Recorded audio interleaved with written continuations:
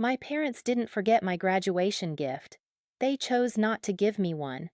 The envelope sat on our kitchen counter, thick, cream cardstock, my sister's name in Mom's calligraphy. Inside, a $120,000 check for her startup dream. Mine arrived 3 hours before my MIT ceremony. A Hallmark card, no cash, no check. Just, "Congratulations," printed by a machine. I held both her future in paper form, my nothing in cursive. By noon, I walked across that stage, card still in my purse, weight of $0, somehow heavier than her six figures. My parents stood and cheered when I accepted my diploma. The same parents who'd handed her a business on Monday and me a $3.99 card on Friday. I didn't post about it. My roommate's mother did, photographed both items side by side on our dorm desk. 890,000 shares by evening. Dad's entire investment firm saw it. Mom's book club. Then my parents' phones wouldn't stop ringing.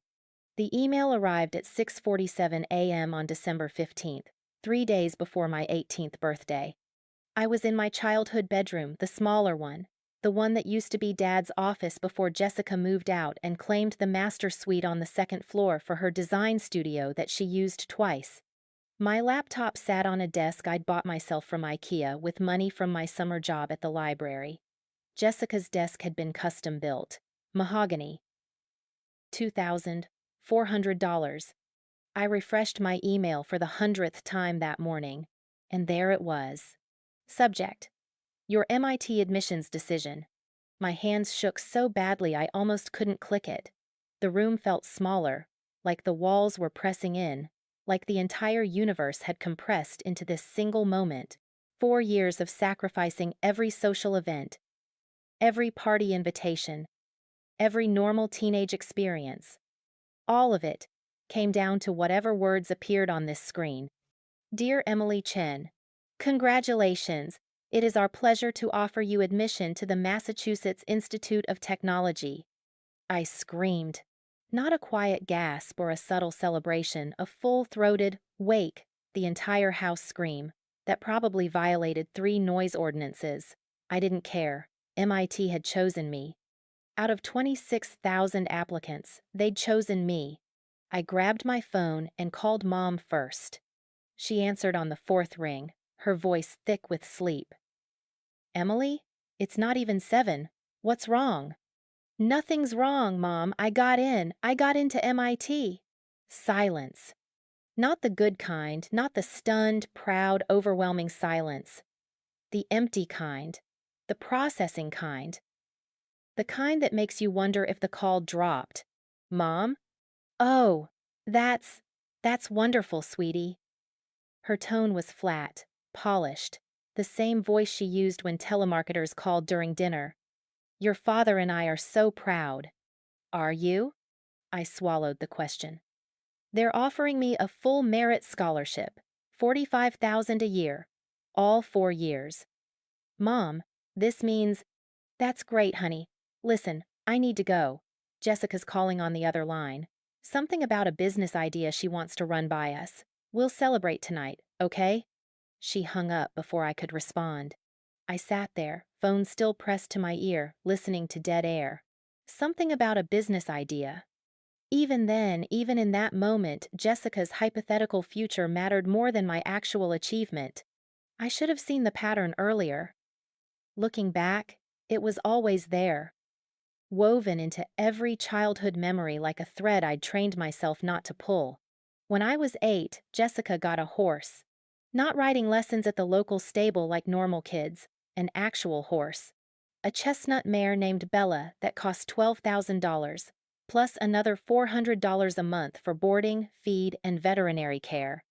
Jessica rode her exactly 11 times over 2 years before deciding equestrianism wasn't her thing. That same year, I asked for a $30 chemistry set for my birthday. Mom said we needed to be more budget conscious. I got a $15 gift card to Target instead. When I was 12, Jessica decided she wanted to study fashion in Paris for a summer. Not a school program, a private boutique experience that cost $8,000 for 6 weeks. Mom and Dad paid for it without hesitation. Jessica came home with 200 photos of the Eiffel Tower and zero interest in fashion design. That same summer, I qualified for a regional science competition in Chicago. The registration fee was $75. My parents said it was too expensive and not worth the travel costs. I paid for it myself with babysitting money and took a Greyhound bus alone. I was 12. When I was 15, Jessica wanted a car for her 20th birthday. Not just any car, a brand new Audi A for $40,000, cherry red with leather interior. She got it. She totaled it 8 months later, texting while driving. They bought her another one. When I turned 16, I asked if I could take driver's ed classes. Dad said, "You can use the family car when you need it."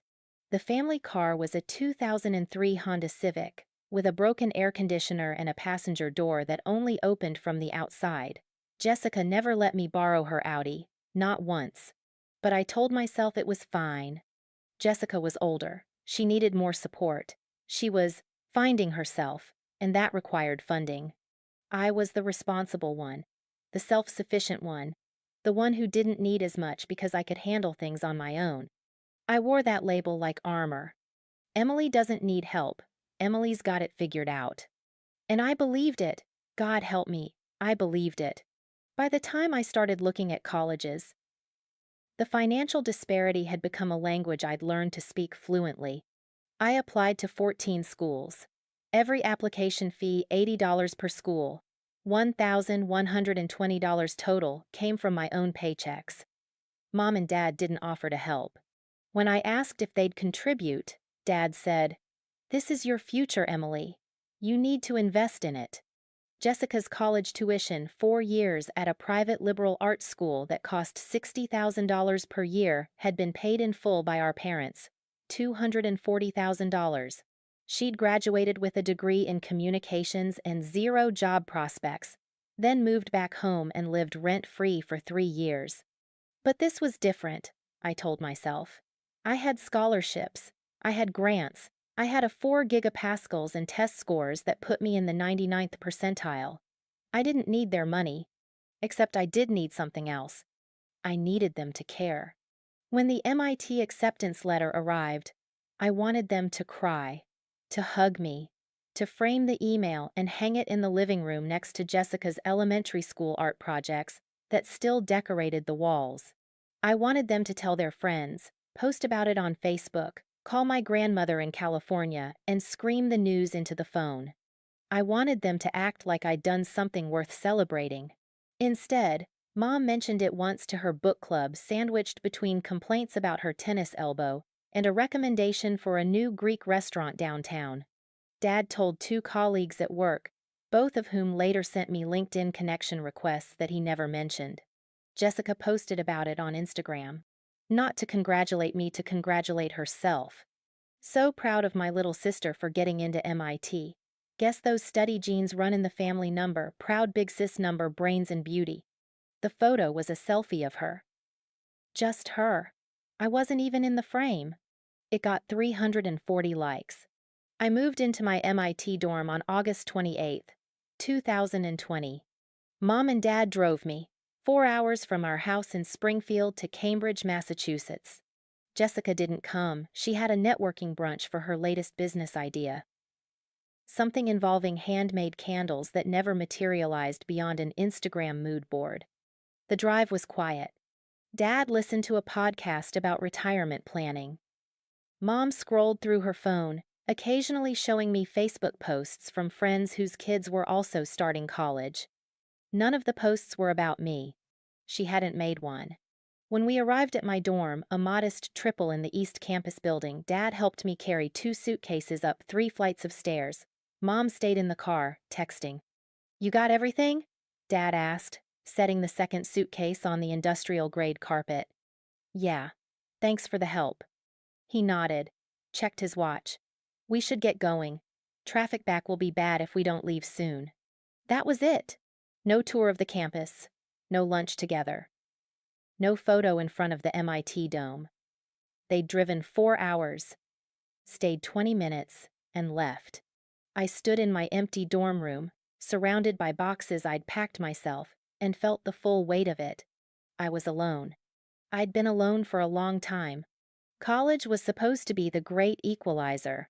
MIT didn't care whose parents paid for what. Everyone was brilliant. Everyone had earned their place. For the first time in my life, I wasn't competing with Jessica's chaos. I was building something that belonged only to me. But the financial gap followed me like a shadow. My scholarship covered tuition $45,000 per year, but not living expenses. Room and board cost $18,000 annually. Books, food, transportation, lab fees, it added up fast. I worked 3 part-time jobs: tutoring underclassmen in calculus, shelving books at the library, and running data analysis for a professor's research project. I made $16,000 my freshman year. It wasn't enough. I took out $5,000 in student loans that first year, then $7,000 my sophomore year. By junior year, I was $18,000 in debt and climbing. Meanwhile, Jessica's Instagram showed a different story. Rooftop brunches in Boston. A new apartment with floor-to-ceiling windows overlooking the Charles River, $2,400 a month. A wardrobe full of designer labels. Trips to Napa, Miami, the Hamptons. Every photo was captioned with something about manifesting abundance or investing in myself. I knew who was investing in her. Sophomore year, my parents visited Jessica's apartment. They drove right past my campus, literally 10 minutes away, and didn't stop. I only knew they were in Boston because Jessica posted a photo. Mom and Dad on her balcony, champagne glasses raised, the sunset glowing behind them. Caption: nothing better than quality time with the fam, number blessed. I texted Mom, "You're in Boston?" She replied, 3 hours later, "Just a quick visit to see Jessica's new place. Didn't want to bother you during midterms." I hadn't told her I had midterms. She hadn't asked. By senior year, I'd stopped expecting anything. I didn't call home unless they called first, which was maybe once a month. I didn't share my achievements dean's list every semester. Research published in 2 undergraduate journals, a job offer from a tech startup in Boston. What was the point? They'd find a way to make it about Jessica anyway. And then, 3 weeks before graduation, Jessica announced her newest plan. A boutique, fashion retail. She wanted to sell curated sustainable clothing on Newbury Street, Boston's trendiest shopping district. She had no business experience, no fashion background, and no concept of operational costs.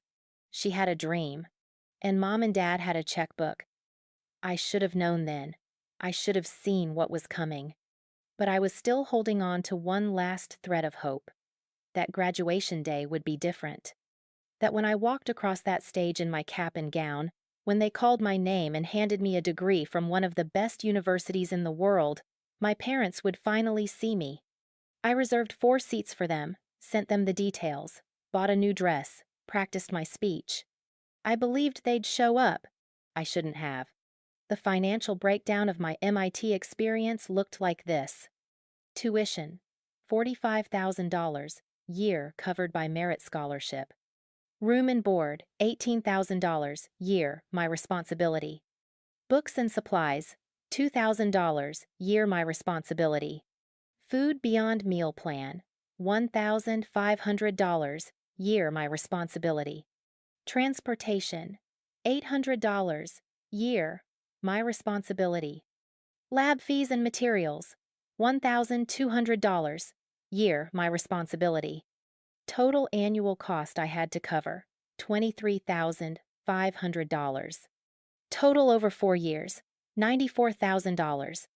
I graduated with $32,000 in student loan debt, which meant I'd somehow earned $62,000 during college through 3 part-time jobs, summer internships, and one very bleak semester where I donated plasma twice a week for an extra $80. Jessica graduated with 0 debt. Her degree cost $240,000. My parents paid every cent. It wasn't just the money, though. It was everything the money represented.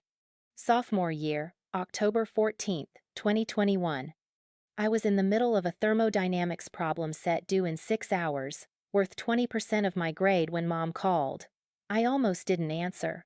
Calls from her were rare enough that they usually meant something was wrong. Hey Mom, everything okay? Oh, everything's fine, sweetie. Her voice was bright, performatively cheerful. I just wanted to let you know your father and I are in Boston this weekend. We're helping Jessica move into her new apartment. I set down my pencil. You're in Boston? Yes. Jessica found the most adorable place in Beacon Hill. You should see it, Emily. Exposed brick. Original hardwood floors. A balcony overlooking the common. It's like something out of a magazine. My dorm room had cinder block walls, fluorescent lighting, and a roommate who microwaved fish at 2 a.m. That's great, I said, voice flat.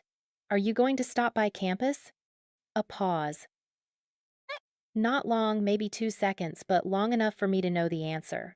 Oh, honey, we'd love to, but we're on such a tight schedule. Jessica needs help unpacking, and then we're taking her to dinner at this wonderful Italian place in the North End. You know how it is? I didn't know how it was.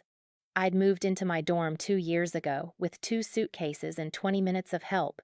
Sure, I said. No problem. We'll visit soon, though. Maybe during winter break? They didn't visit during winter break. They didn't visit at all that year. Jessica's new apartment became a recurring character in family conversations. Every phone call with Mom included an update. The new couch they'd bought her. $3,200 from West Elm. The kitchen renovation they'd funded $8,000 to replace outdated appliances that were 3 years old. The art they'd commissioned for her walls, $1,500 for a local artist's abstract piece that looked like a toddler had sneezed paint onto a canvas. Meanwhile, I was eating ramen 4 nights a week because groceries weren't covered by my meal plan, and I couldn't afford both food and textbooks. I didn't complain. Complaining required energy I didn't have. Every ounce of focus went into surviving academically, financially, emotionally. I was carrying 18 credit hours, working 25 hours a week, and running on 5 hours of sleep a night. I told myself it was building character. I told myself I'd look back one day and be proud of how hard I'd worked. I told myself a lot of things that weren't true. Junior year, Jessica's first business failed. The fashion consulting company she'd started with $15,000 of our parents' money helping people discover their authentic style lasted 7 months. She had 3 clients, all friends who paid her an exposure and Instagram tags. When she officially shut it down, Mom called to tell me. Your sister's going through a tough time, she said, voice heavy with concern. The business didn't work out. She's really struggling, Emily. Struggling. As if Jessica had lost everything. As if she wasn't still living in a luxury apartment our parents paid for, driving a car they'd bought, eating at restaurants that charged $40 for an appetizer. That's hard, I said, because what else could I say? We're going to help her get back on her feet, Mom continued. Your father and I are forgiving the loan we gave her for the startup. She shouldn't have to start her next chapter buried in debt. $15,000. Forgiven. Just like that. I was holding $18,000 in student loans at the time. I'd asked my parents once, just once, if they could help me pay down some of the interest. Dad had said, "You need to learn financial responsibility, Emily. Debt teaches discipline." Apparently, that lesson only applied to me. Senior year arrived faster than I expected.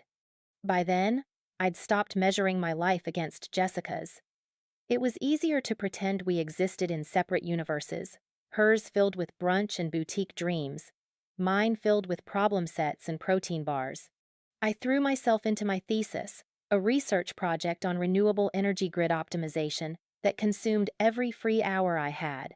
My advisor, Dr. Rahman, told me it was publishable. Graduate-level work, she said. You should be proud, Emily. I was proud. But pride is a lonely feeling when there's no one to share it with. I sent my parents updates monthly emails detailing my research progress, my Dean's List achievements, My job offer from a Boston tech startup. They replied with one-liners. That's great, sweetie. So proud of you. Keep up the good work. Empty words. Autopilot responses. The kind of thing you write when you're half listening, half scrolling through someone else's photos. Jessica's updates. Meanwhile, received essays. When she posted about her new business idea, the boutique mom called me specifically to talk about it. Your sister is so creative, she gushed. She's found her passion, Emily. She's going to open a sustainable fashion boutique on Newbury Street. Isn't that incredible? That's ambitious, I said carefully. We're going to help her, of course. She needs seed money, and your father and I believe in her vision. Seed money. I didn't ask how much. I didn't want to know. 3 weeks before graduation, the family group chat lit up. Jessica, big news coming soon. Stay tuned. Mom, so exciting. Can't wait. Dad, proud of you, Jess. I didn't respond. 2 days later, Jessica posted an Instagram story. A photo of our parents sitting in her apartment, champagne glasses raised, all three of them beaming. Caption: celebrated some amazing news with my favorite people today. Dreams are happening. Number manifesting, number blessed beyond measure. I stared at that photo for a long time. Mom's smile, Dad's arm around Jessica's shoulders, the champagne, the celebration. And I thought, what news could possibly justify that reaction? I didn't have to wait long to find out. 1 week before graduation, I came home for a brief visit. I hadn't planned to. Finals were over, my thesis was submitted, and I had a mountain of packing to do before moving out of my dorm. But Mom had asked, practically begged for me to come home, just for the weekend, so we could prepare for graduation together. I should have said no. I took the train back to Springfield on a Friday afternoon, my backpack stuffed with laundry I couldn't afford to do in the campus machines.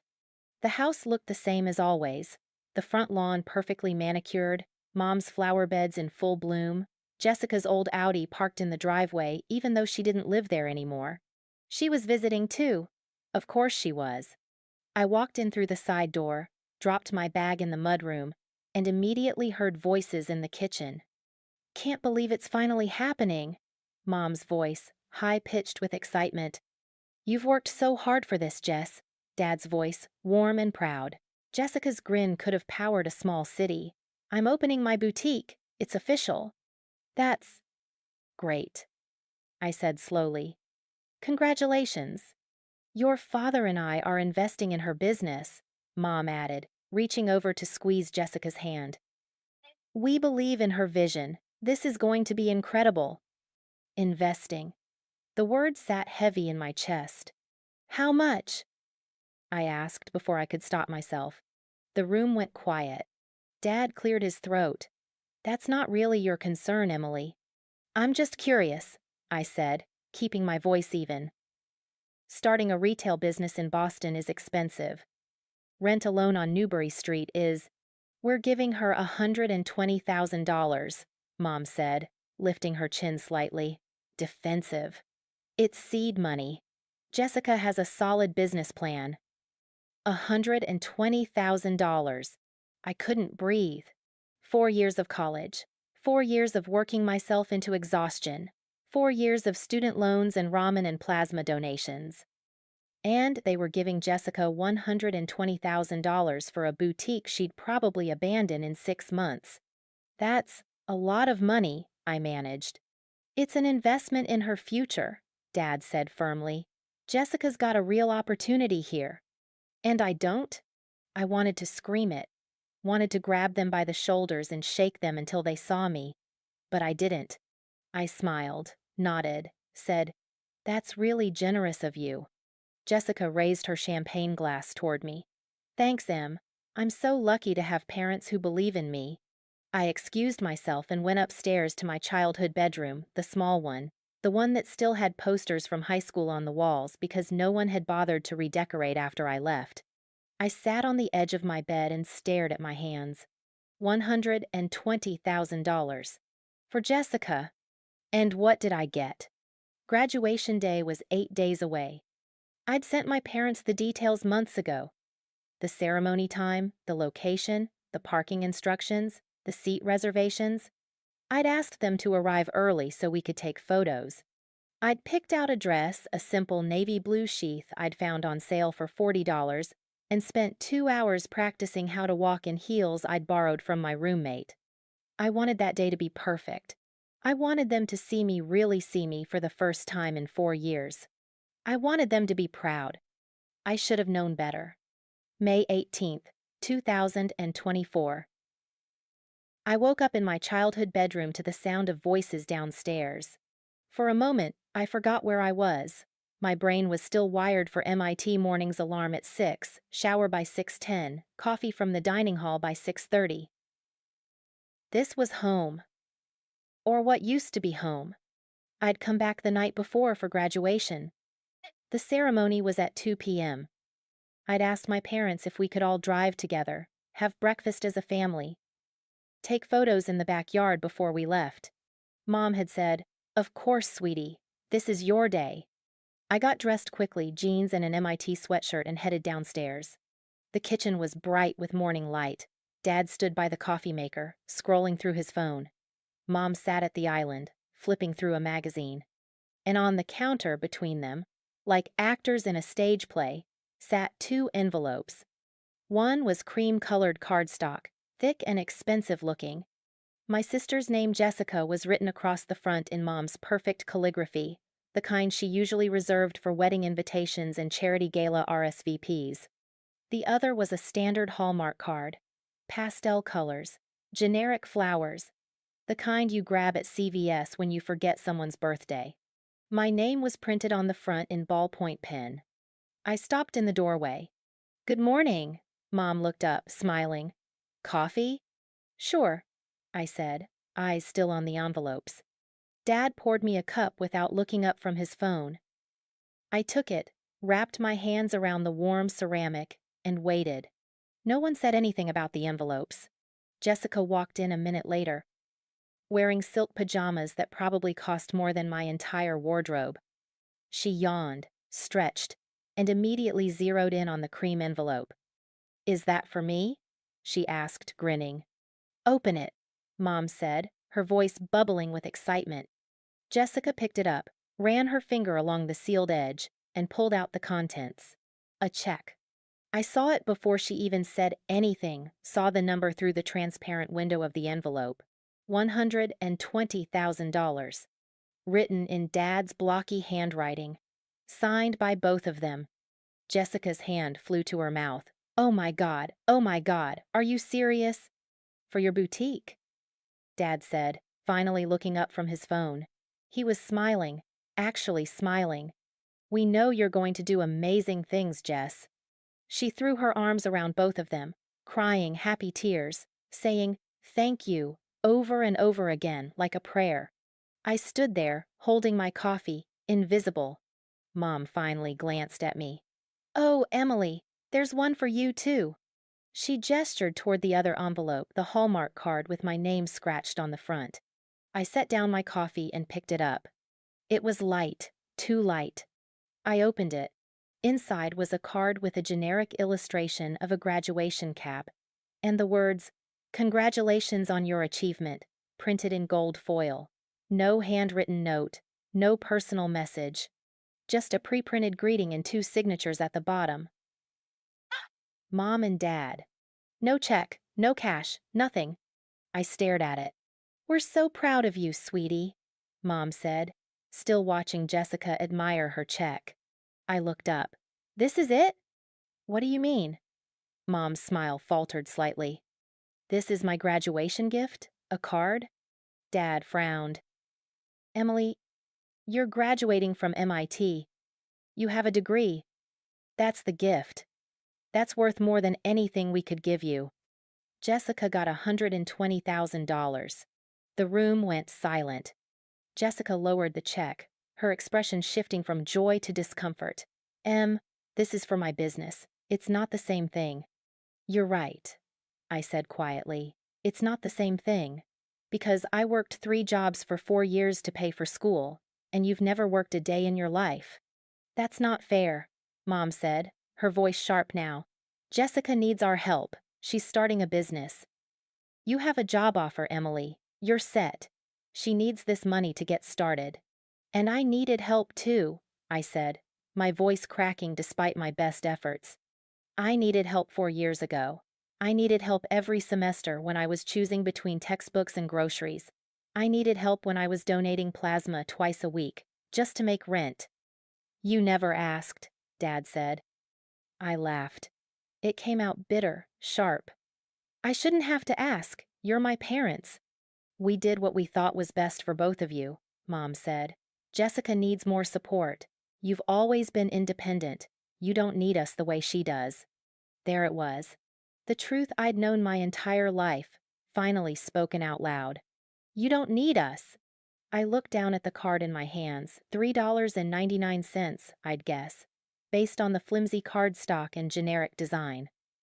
I looked at Jessica's check, still clutched in her hand. $120,000, written 3 days ago, according to the date in the corner. 3 days before my graduation. They'd known.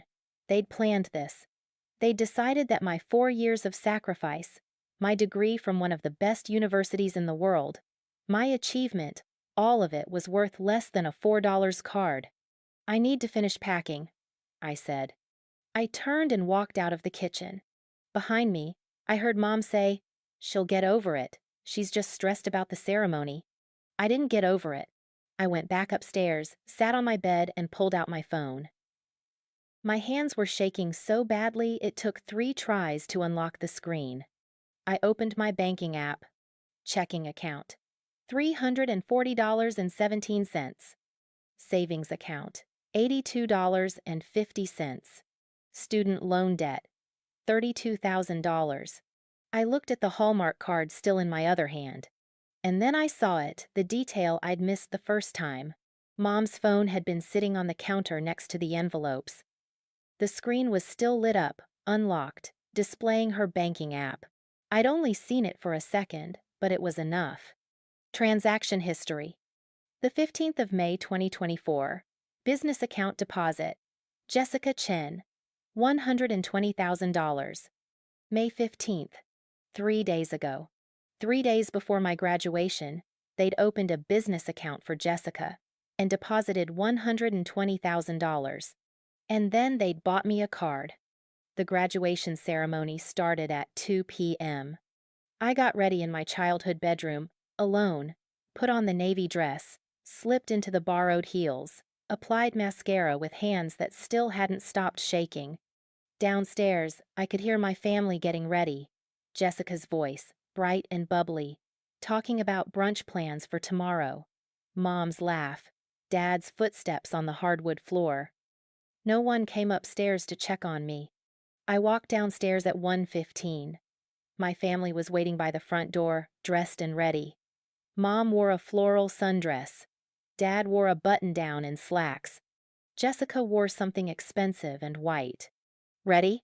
Mom asked, smiling like nothing had happened. "Ready," I said. We drove to MIT in 2 cars, Mom, Dad, and Jessica in one. Me in the other, my old Honda Civic that I'd bought myself sophomore year with money I'd saved from tutoring. I followed them the entire 40-minute drive, watching the back of their heads through the rear window. I should have known then, should have seen what was about to happen. But part of me was still hoping, still believing that when they saw me walk across that stage, when they heard my name called, when they watched me accept my diploma, maybe then they'd finally understand what I'd accomplished. Maybe then they'd be proud. We arrived at Killian Court at 1:45 p.m. The ceremony was outdoors, held on MIT's main lawn with the iconic dome as a backdrop, 2,000 white chairs arranged in perfect rows, families everywhere taking photos, crying, hugging, celebrating. I handed my parents their tickets. "You're in Section C, row 14, seats 5 through 8. I reserved 4 for you." "Perfect," Mom said, tucking the tickets into her purse. "I have to go line up with my class," I said. "I'll see you after?" "Of course." Mom hugged me quickly. Dad patted my shoulder. Jessica gave me a side hug that felt more performative than genuine. And then I walked away. I lined up with my classmates in alphabetical order, found my place between Vikram Chandran and David Cho, and tried to focus on breathing. The ceremony began at 2 p.m. sharp. Processional music, welcome speeches, faculty addresses, everything blurred together. I kept scanning the crowd, looking for my family in Section C, row 14. I found them at 2:47 p.m. Mom was on her phone. Dad was checking his watch. Jessica was taking a selfie. None of them were looking at the stage. At 3:15 p.m., they called my name. Emily Catherine Chen, Bachelor of Science in Mechanical Engineering, magna cum laude. I walked across the stage, shook the dean's hand, accepted my diploma, and I looked out into the crowd into Section C, row 14, and saw my family. Mom clapped politely, still holding her phone. Dad nodded, already looking at his watch again. Jessica waved, then immediately went back to her phone. Polite applause. That was it. I walked off the stage, diploma in hand, and felt nothing.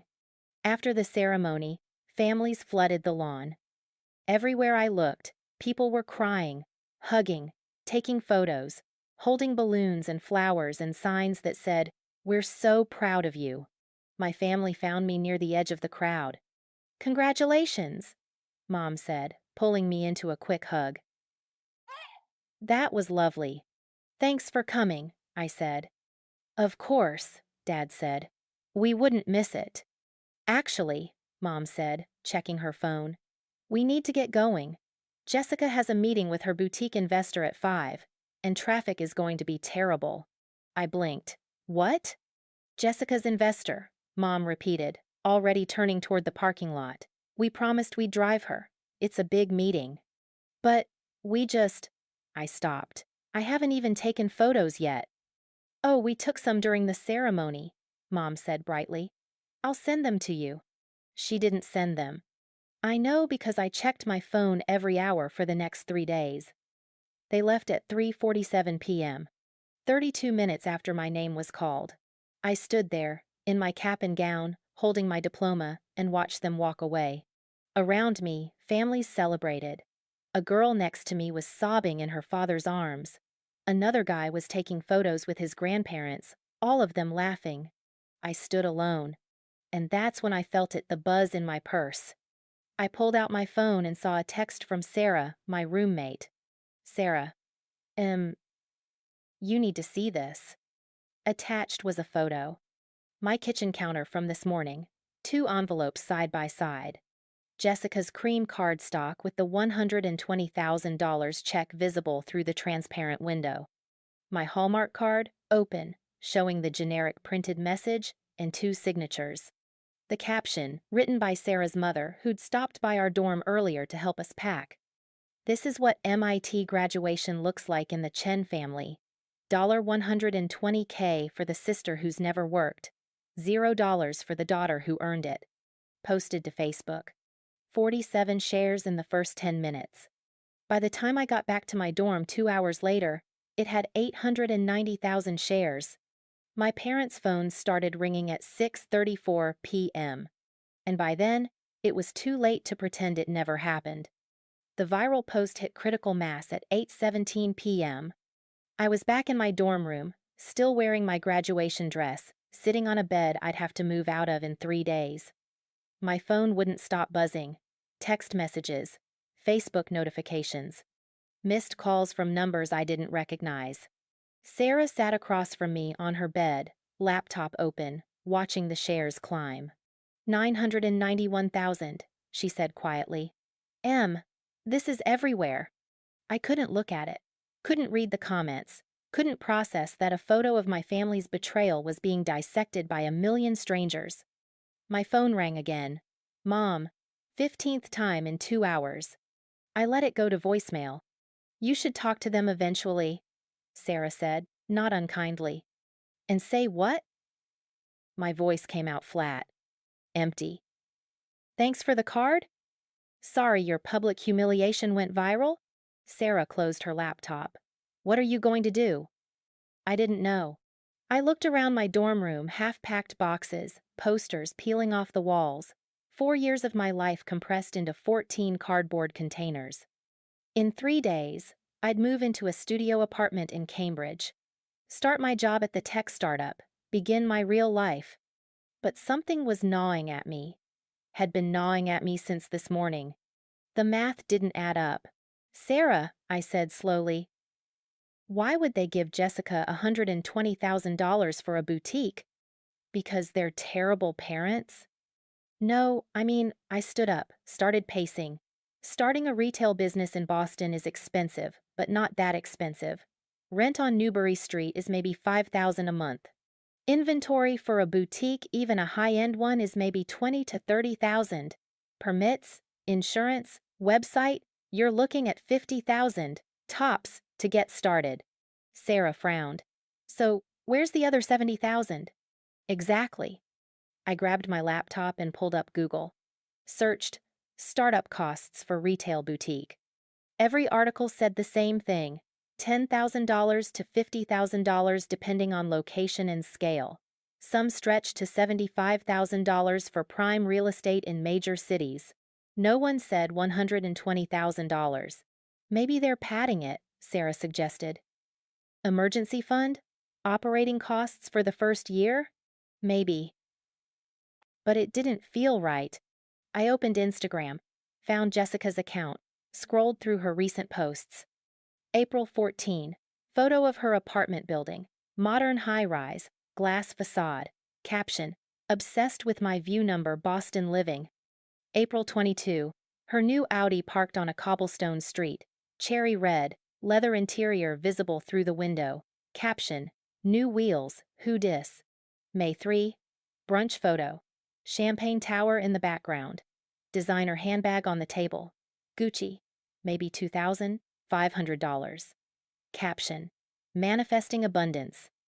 May 10, her living room, floor-to-ceiling windows overlooking the Charles River, white sectional couch that had to cost at least $4,000. Caption, creating my dream space. I did the math in my head. Rent, $2,400, month minimum for that location. Car, Audi A4, at least $45,000. Furniture, easily $10,000 for everything in those photos. Wardrobe, designer labels in every post, probably $15,000 plus. Sarah, where is Jessica getting money? Your parents. I know, but I pulled up my own bank account, stared at the numbers. Checking, $340.17. Savings, $82.50. Student loans, $32,000. $32,000.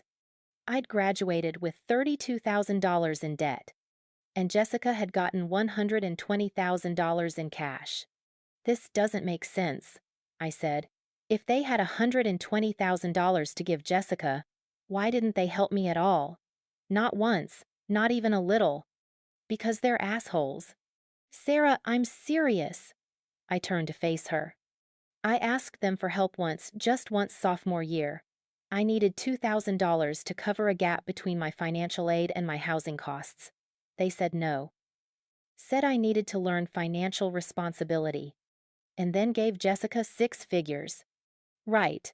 So either they suddenly came into money in the last 2 years, or... I trailed off. Or what? I didn't know. But something was wrong. Something beyond favoritism, beyond normal family dysfunction.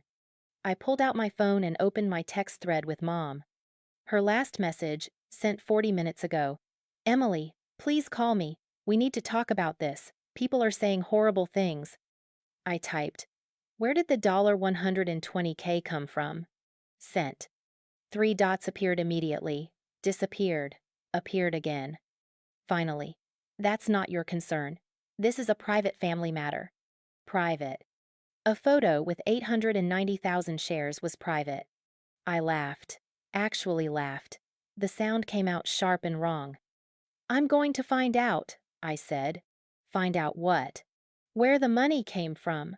How they can afford to give Jessica $120,000 but couldn't help me pay for textbooks. Sarah gave me a long look. Are you sure you want to go down this road? Maybe it's better to just move on, start your new job, cut 'em off, live your life. She was probably right, but I couldn't let it go. Because if I didn't understand why I was worth nothing and Jessica was worth everything, I'd spend the rest of my life wondering what I'd done wrong.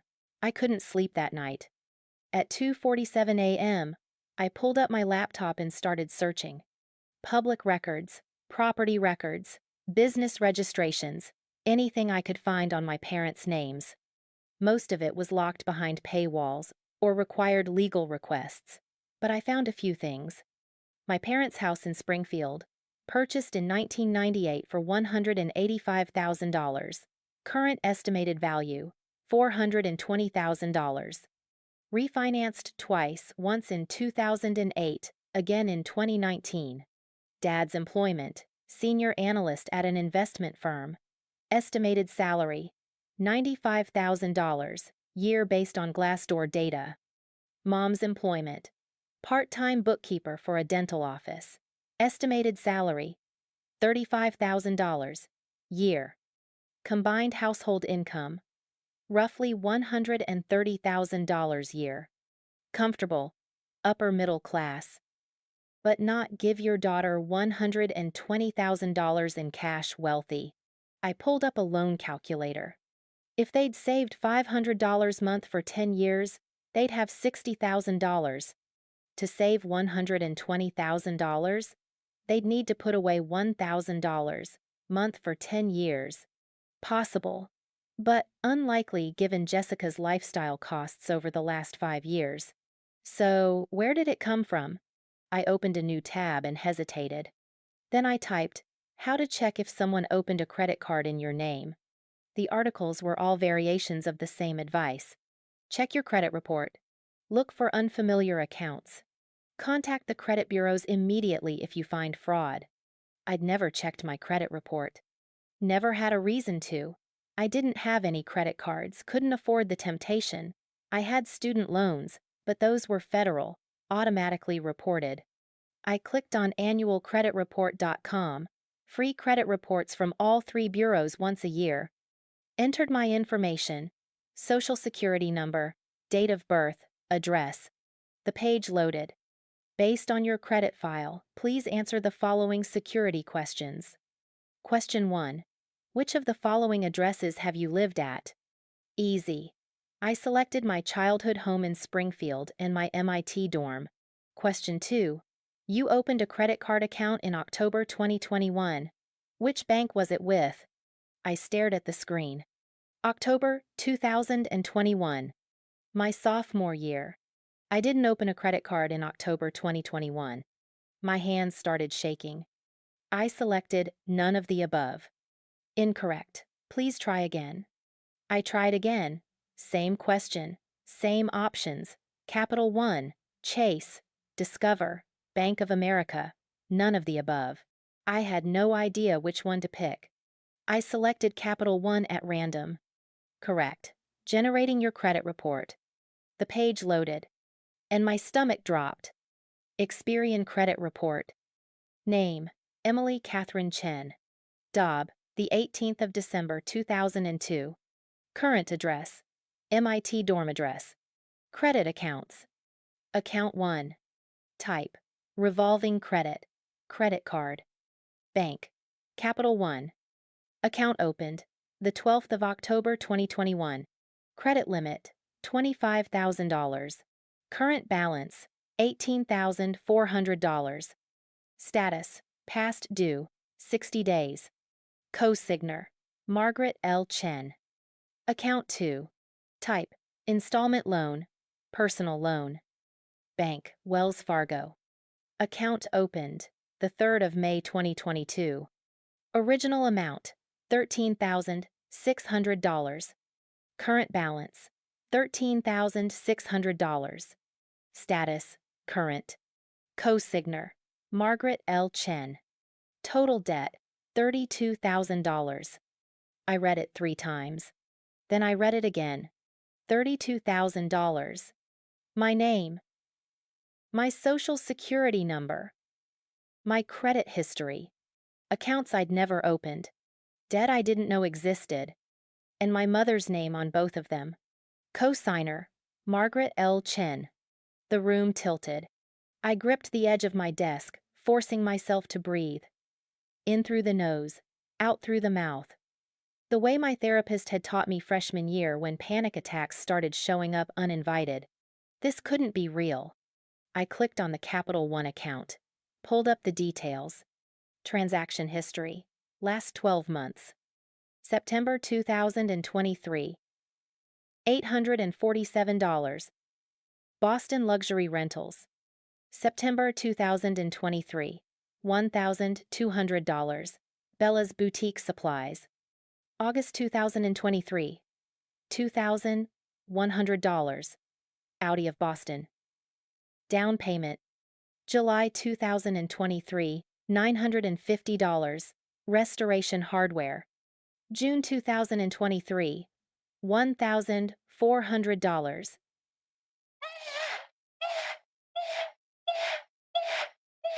Bella's Boutique Supplies. On and on. Dozens of charges. Hundreds of transactions. None of them mine.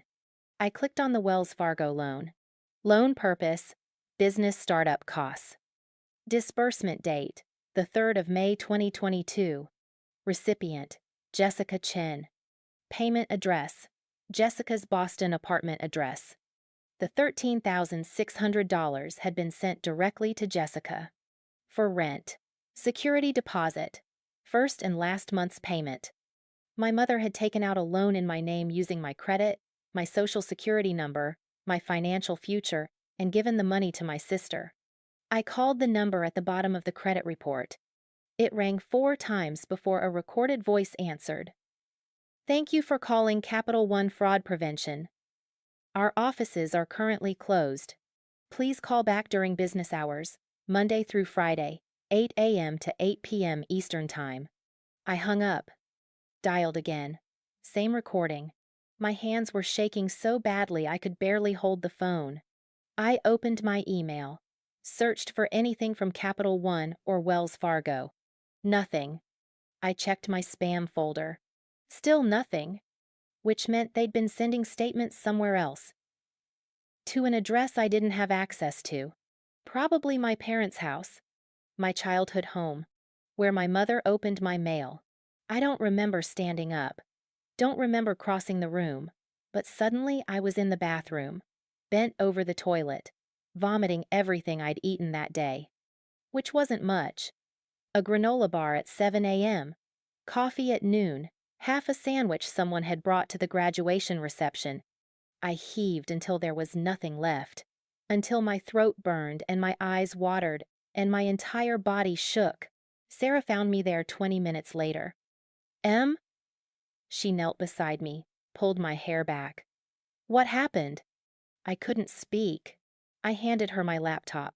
She read the credit report in silence. Then she said very quietly, "Oh my God. This is identity theft," Sarah said. We were sitting on the bathroom floor, my back against the tub, her back against the sink cabinet. The overhead light buzzed. The tiles were cold. "It's my mom," I said. My voice sounded far away, like someone else was speaking. "She's a cosigner. That's different, right? That's not fraud if she's a cosigner? Em, did you sign anything?" "No." "Did you give her permission to use your name, your social security number, your credit?" "No." "Then it's fraud." Sarah pulled out her phone, typed something, showed me the screen. A legal website. Massachusetts identity theft laws. Identity theft occurs when someone uses another person's personal identifying information without permission to obtain credit, goods, or services. Massachusetts General Laws, Chapter 266, Section 37E. Identity fraud is punishable by up to 2.5 years in prison or a fine of $5,000. I stared at the words. Punishable by prison. My mother. In prison. I can't, I said. I can't report her. She's my mom. She stole from you. She's my mom. Emily. Sarah grabbed my shoulders, forced me to look at her. She stole $32,000 from you. She opened credit cards in your name. She took out loans you didn't know about. She tanked your credit score. And she did it all while watching you work 3 jobs and donate plasma to pay for school. My throat closed. This isn't a mistake, Sarah continued. This isn't, I forgot to tell you. This is calculated. This is fraud. This is a crime. I knew she was right. God help me, I knew she was right. But she was still my mother. The woman who'd raised me, who'd packed my lunches for 12 years, who'd taught me how to ride a bike, how to braid my hair, how to parallel park. The woman who'd also chosen my sister over me every single day of my life. The woman who'd stolen my identity to fund my sister's lifestyle. I didn't sleep. At 6 a.m., I called Capital One.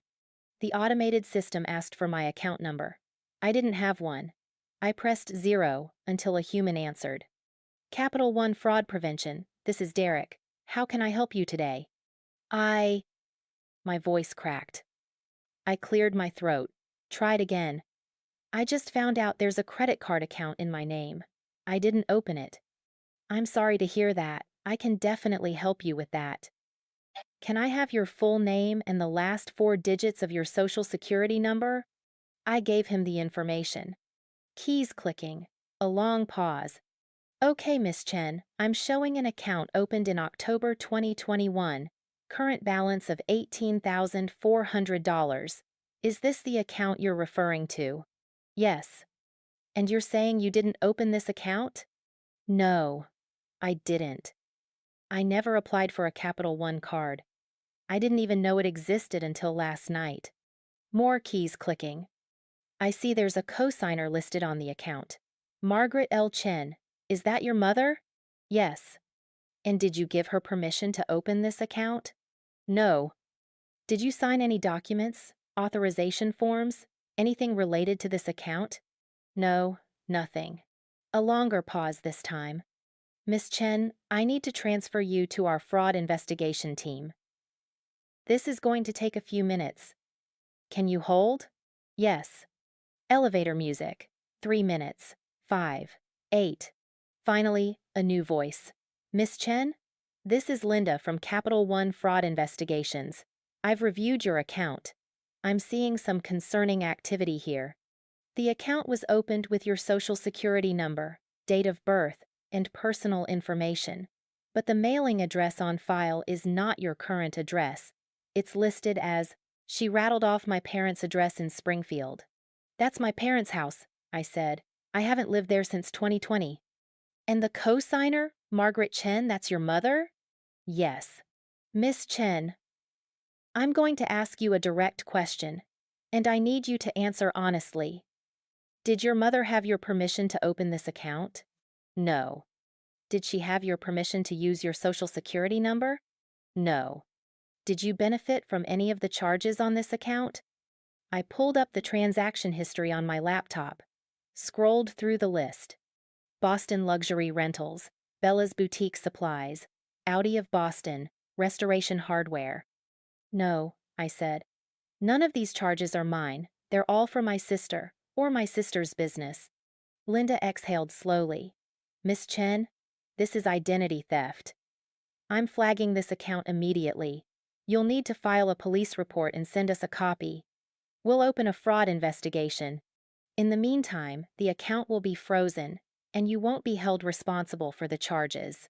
What happens to my mom? Another pause. That's between you and law enforcement. But I'll be honest with you, your mother committed a federal crime. If you pursue this, there will be consequences for her. Consequences. Criminal charges, court dates, possibly jail time. I understand, I said. I didn't understand anything. I spent the next 6 hours on the phone. Capital One, Wells Fargo, Experian, TransUnion, Equifax. Every conversation was the same. Did you open this account? No. Did you authorize anyone to open this account? No. Did you benefit from any of the charges? No. By 2 p.m., I had a complete picture. The timeline. The 12th of October 2021, my sophomore year, age 19. Capital One credit card opened in my name. Cosigner, Margaret Chen. Credit limit, $25,000. First charge, $5,000 to Bella's Boutique Supplies. Mailing address, my parents' house in Springfield. October 2021, April 2022. Capital One card used for boutique inventory, Jessica's furniture, her car insurance, her gym membership. Total charges, $8,200. Monthly payments, $150 month, auto-deducted from an account I didn't recognize. The 3rd of May 2022. My junior year. Age 19. Wells Fargo personal loan opened in my name. Amount, $13,600. Purpose, business startup costs. Disbursement, sent directly to Jessica's landlord security deposit, plus 6 months' rent. Cosigner, Margaret Chen. Mailing address, my parents' house in Springfield. May 2022 ex-ins, August 202315 months. Capital One card charges continue. $10,200 more in boutique costs. Jessica's expenses. Total balance reaches $18,400 maxed out. Monthly payments stop in June 2023. Account goes past due. August 2023 my senior year, age 21. Capital One sends late payment notices to my parents' house. Wells Fargo loan payment comes from an account I don't have access to. My credit score drops from 720 to 580. The 18th of May 2024, graduation day. Jessica receives $120,000 check from our parents. I receive a $4 Hallmark card. I discover $32,000 in debt I didn't know existed. 3 years. My mother had been stealing from me for 3 years. I sat on my dorm room floor, surrounded by printed bank statements and credit reports, and tried to understand. How does a mother do this to her daughter? How does she watch her child work 3 jobs, skip meals, donate plasma for rent money, and simultaneously drain her credit, destroy her financial future, steal her identity all to fund the other child's fantasy life? I looked up. Sarah stood in the doorway, holding 2 coffees from the campus cafe. You've been staring at those papers for an hour, she said gently. Had I? I checked my phone. 4:17 p.m. The last thing I remembered, it was 2:30. I lost time, I said. You're in shock. Maybe. Probably. I took the coffee, sipped it. It was cold. I keep thinking about sophomore year, I said. October 2021. That's when she opened the first account. Okay. I was home for fall break that month. October 9th through 11th. 3 days. I remember because I'd just finished my first round of midterms, and I was exhausted. I slept for like 14 hours the first night. Sarah sat down next to me. What are you saying? My social security card was in my desk drawer, in my childhood bedroom, along with my birth certificate and my passport. I'd left them there when I moved to MIT because the dorm felt too public, too risky. I could see it now the exact moment, coming home, hugging Mom in the driveway, Dad carrying my backpack inside. Jessica wasn't even there. She was in Boston, in her luxury apartment. The apartment my credit was paying for. She went through my things, I said, while I was sleeping, or showering, or eating breakfast. She went into my room, opened my desk drawer, and took my social security card. You don't know that for sure. October 12th, Sarah. The account was opened October 12th. I went back to campus on October 11th. She opened it the next day. The timing was too perfect. I'd been home. She'd gathered my information. I'd left. She'd committed fraud. All within 72 hours. I pulled up my text messages, scrolled back to October 2021, found the thread with Mom. The 9th of October 2021. Me, just got home. Thanks for letting me crash here for break. Mom, of course, sweetie. So good to see you. Get some rest. The 10th of October 2021. Mom, do you need anything while you're here? I'm running errands. Me, I'm good. Might just sleep all day, lol. Mom, you deserve it. Work too hard. The 11th of October 2021. Me, heading back to campus. Love you. Mom, love you too.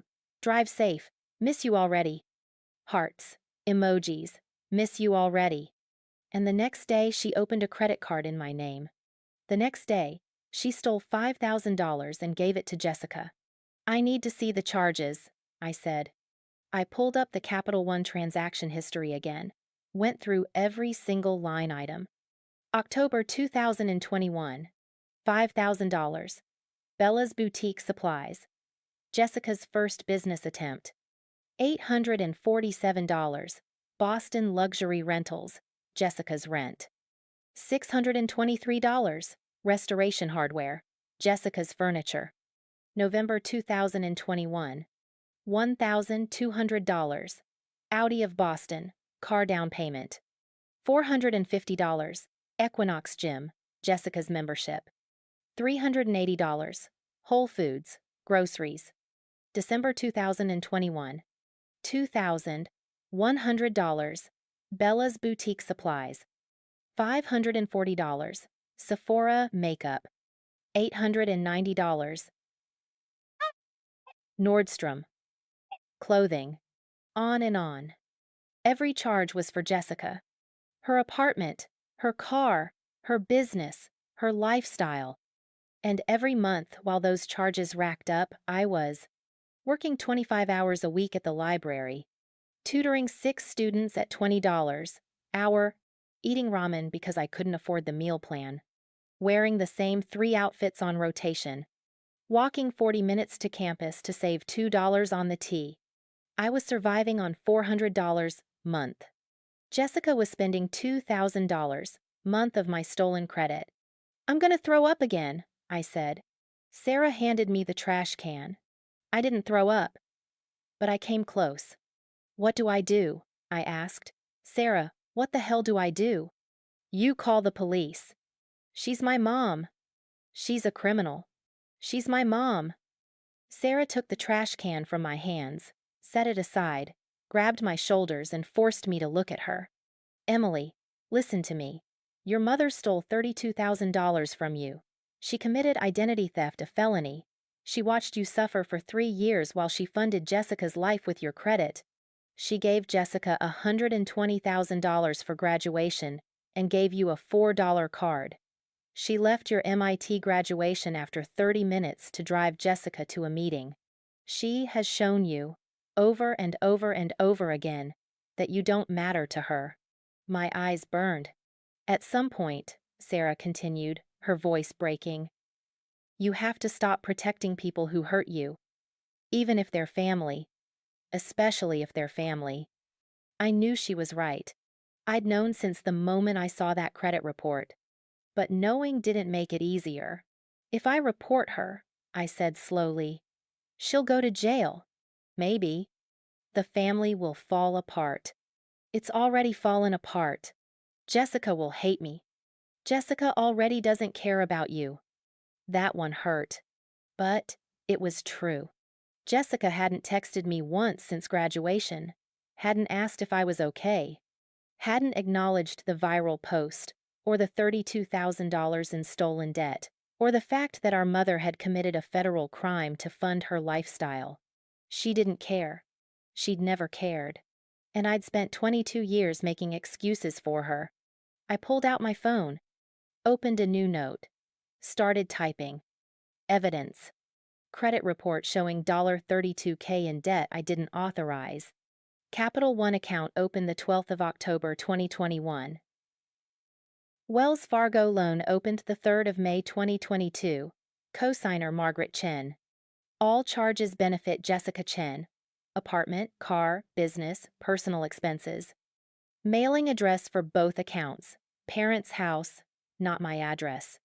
I was home Oct 9 to 11, 2021 timing matches account opening. My SSN card was in my childhood bedroom desk drawer. I never signed any documents or gave permission. I never received account statements sent to parents' house. My credit score dropped from 720 to 580 due to late payments. Timeline. Oct 2021. First account opened, my sophomore year. May 2022. Second account opened, my junior year. June 2023. Payments stopped. Account went past due. May 2024. Parents gave Jessica $120K. Gave me $0. What I know. This is identity theft, felony. Mom's name is on both accounts as co-signer. She had access to my personal information. She used my credit for Jessica's expenses. She never told me. She watched me struggle financially for 3 years. She chose Jessica over me, again and again. I read it 3 times. Then I texted Sarah, "I'm going to talk to a lawyer." She replied immediately, "MIT has free legal aid for students. I'll get you the number." 5 minutes later, I had an appointment scheduled for the next morning. 10 a.m. MIT Legal Aid Office. Attorney Rachel Winters. I saved the appointment confirmation. And then I did something I'd never done before. I blocked my mother's number. The appointment was 14 hours away. I couldn't wait that long. At 9:17 p.m., I was still sitting on my dorm room floor, surrounded by printed credit reports and bank statements. Sarah had gone to get us dinner Thai food from the place on Mass Ave that stayed open late. I hadn't eaten since the granola bar at 7 a.m. 26 hours ago, I'd graduated from MIT. Now I was staring at evidence that my mother was a criminal. My phone buzzed. A text from an unknown number. "Emily, this is your father. Your mother is very upset. You need to call her. This situation is getting out of hand. Family matters should stay private." I stared at it. Family matters should stay private. He knew. Dad knew what Mom had done, and his concern wasn't the $32,000 in stolen money. It was the publicity. The viral Facebook post. The fact that people outside our family now knew the truth. I typed a response. "Did you know she opened credit cards in my name?" Sent. 3 dots appeared. Disappeared. Appeared again. Finally, "We can discuss this in person, not over text." That wasn't a no. That was confirmation. He knew. They both knew. And they'd let me work 3 jobs, donate plasma, eat ramen for dinner, and graduate with debt, all while funding Jessica's luxury lifestyle with my stolen identity. I blocked Dad's number too.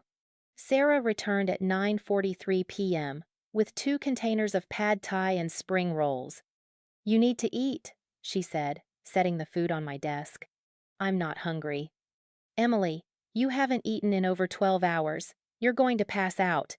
She was right. My hands were shaking. My head felt light, disconnected from my body. I took the container of pad thai, ate 3 bites. My stomach immediately protested. "Dad texted me," I said.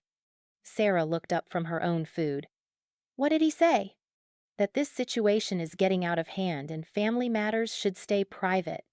Jesus Christ. I asked if he knew about the credit cards. He didn't deny it. He said we should discuss this in person. Which means yes. Which means yes. Sarah set down her fork. "So, both of your parents committed fraud. Or at least, your dad knew about it and let it happen. That makes him complicit." I hadn't thought about it that way. But she was right. If Dad knew and his text strongly suggested he did, then he'd watched Mom steal from me for 3 years and said nothing. He'd co-signed Jessica's lifestyle with my credit. He'd stood by while I struggled. "I blocked them both," I said quietly. "Good." "Is it good?" "Sarah, they're my parents. What if I'm overreacting? What if—" "Stop." Sarah moved from her bed to the floor, sat directly in front of me. "Emily, Listen to me. I need you to hear this. I looked at her. You are not overreacting, she said, her voice steady and firm. Your mother stole $32,000 from you. Your father knew about it. They gave Jessica $120,000 on your graduation day and gave you nothing. They left your graduation after 30 minutes. They have shown you, repeatedly, that you are not a priority to them. That is not love. That is abuse. My throat tightened. And I know, Sarah's voice cracked slightly. I know you want to believe there's some explanation, some justification, some reason that makes this okay. But there isn't. There is no version of this story where what they did is acceptable. They're still my parents. That makes it worse, not better. I knew she was right.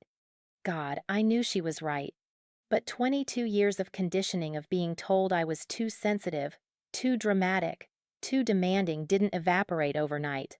What if the lawyer says I can't do anything? I asked. What if it's legal because she's my mom, or because she's a co-signer? Then we find another lawyer. Sarah. No. She grabbed my hands. Listen to me. You are going to that appointment tomorrow. You are going to show them the evidence. And if they say you have a case, you are going to pursue it. Not for revenge, not to hurt your parents, but because you deserve justice. Justice. The word felt foreign. I'm scared, I admitted. I know. What if I do this, and the whole family falls apart? Sarah squeezed my hands. The family already fell apart. Your parents destroyed it the moment they chose one daughter over the other. You're just refusing to pretend anymore. We stayed up until 2 a.m. Sarah helped me organize the evidence into a binder, 3-hole, punched, tabbed, chronological. Every bank statement, every credit report, every transaction that proved the theft. 47 pages. 3 years of fraud, compressed into a black binder that weighed maybe 2 pounds. This is really happening, I said, staring at it. Yeah, it is. What if they hate me? They already don't value you. What's the difference? That hurt. But it was true. At 2:47 a.m., Sarah made me a promise. We were both lying in our beds, lights off, the glow of Boston filtering through our window. Yeah? No matter what happens tomorrow, no matter what the lawyer says, no matter what you decide to do, I'm not going anywhere. You're my best friend. I've got you. My eyes burned. Thank you, I whispered. I mean it. If you need a place to stay, you stay with me. If you need someone to go to court with you, I'll be there. If you need someone to testify that your parents are assholes, I'll write a goddamn essay. I laughed. It came out wet.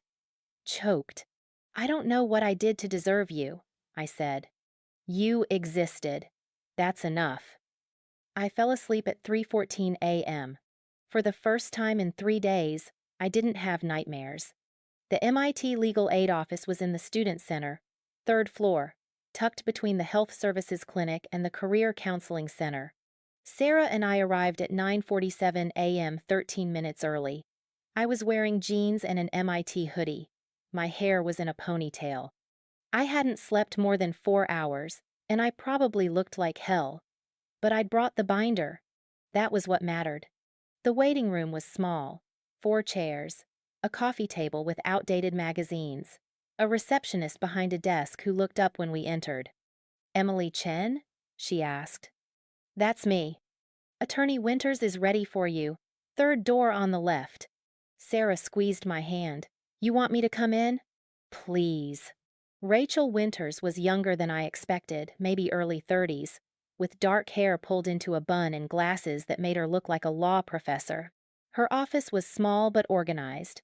Floor-to-ceiling bookshelves, a desk covered in neat stacks of paper, 2 chairs across from her.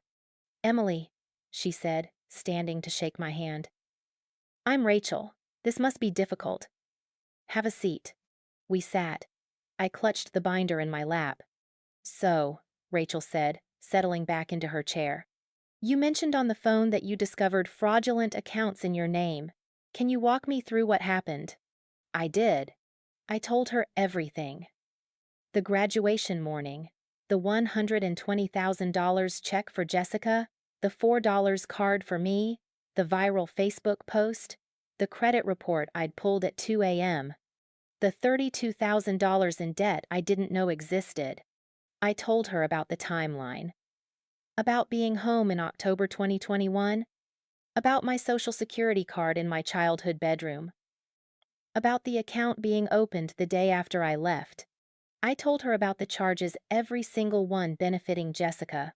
About the 3 years of struggling while my credit paid for my sister's life. Rachel took notes, didn't interrupt, just listened. When I finished, she said, "Can I see the evidence?" I handed her the binder. She opened it, started reading. The room was silent, except for the sound of pages turning. 2 minutes, 5 minutes, 8. Finally, Rachel looked up. "Emily," she said carefully, "this is identity theft." "I know." "No, I mean," she tapped the binder. "This isn't a gray area. This isn't a family disagreement about money. This is a crime. Your mother committed identity theft under Massachusetts General Laws Chapter 266, Section 37E. It's a felony. The word hung in the air. Felony. What does that mean? I asked. Rachel leaned forward.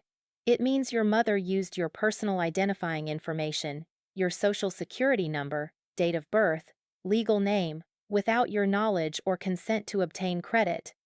That's the legal definition of identity theft. In Massachusetts, it's punishable by up to 2.5 years in prison and a fine of up to $5,000. Prison. My mother, in prison. But she's a co-signer, I said. Doesn't that make it different? Did you sign any documents? No. Did you give her verbal or written permission to open these accounts? No. Did you know these accounts existed before 3 days ago? No. Rachel nodded. Then the co-signer status is irrelevant. She forged your authorization. That's fraud. What if she says I gave her permission? Did you? No. Then she'd be lying under oath, which is perjury. And frankly, the evidence here, Rachel gestured to the binder, is damning. You have documented proof of the accounts, the charges, the timeline, and the fact that you were financially struggling while these charges were made. No judge is going to believe you authorized $32,000 in debt for your sister while you were donating plasma to pay rent. So, what do I do? Rachel opened a drawer, pulled out 3 pamphlets, and laid them on the desk.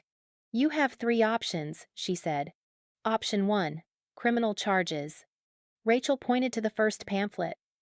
You file a police report with Cambridge PD. You provide them with this evidence. They forward it to the district attorney's office. If the DA decides to prosecute and based on this evidence, they likely will, your mother will be charged with identity theft and fraud.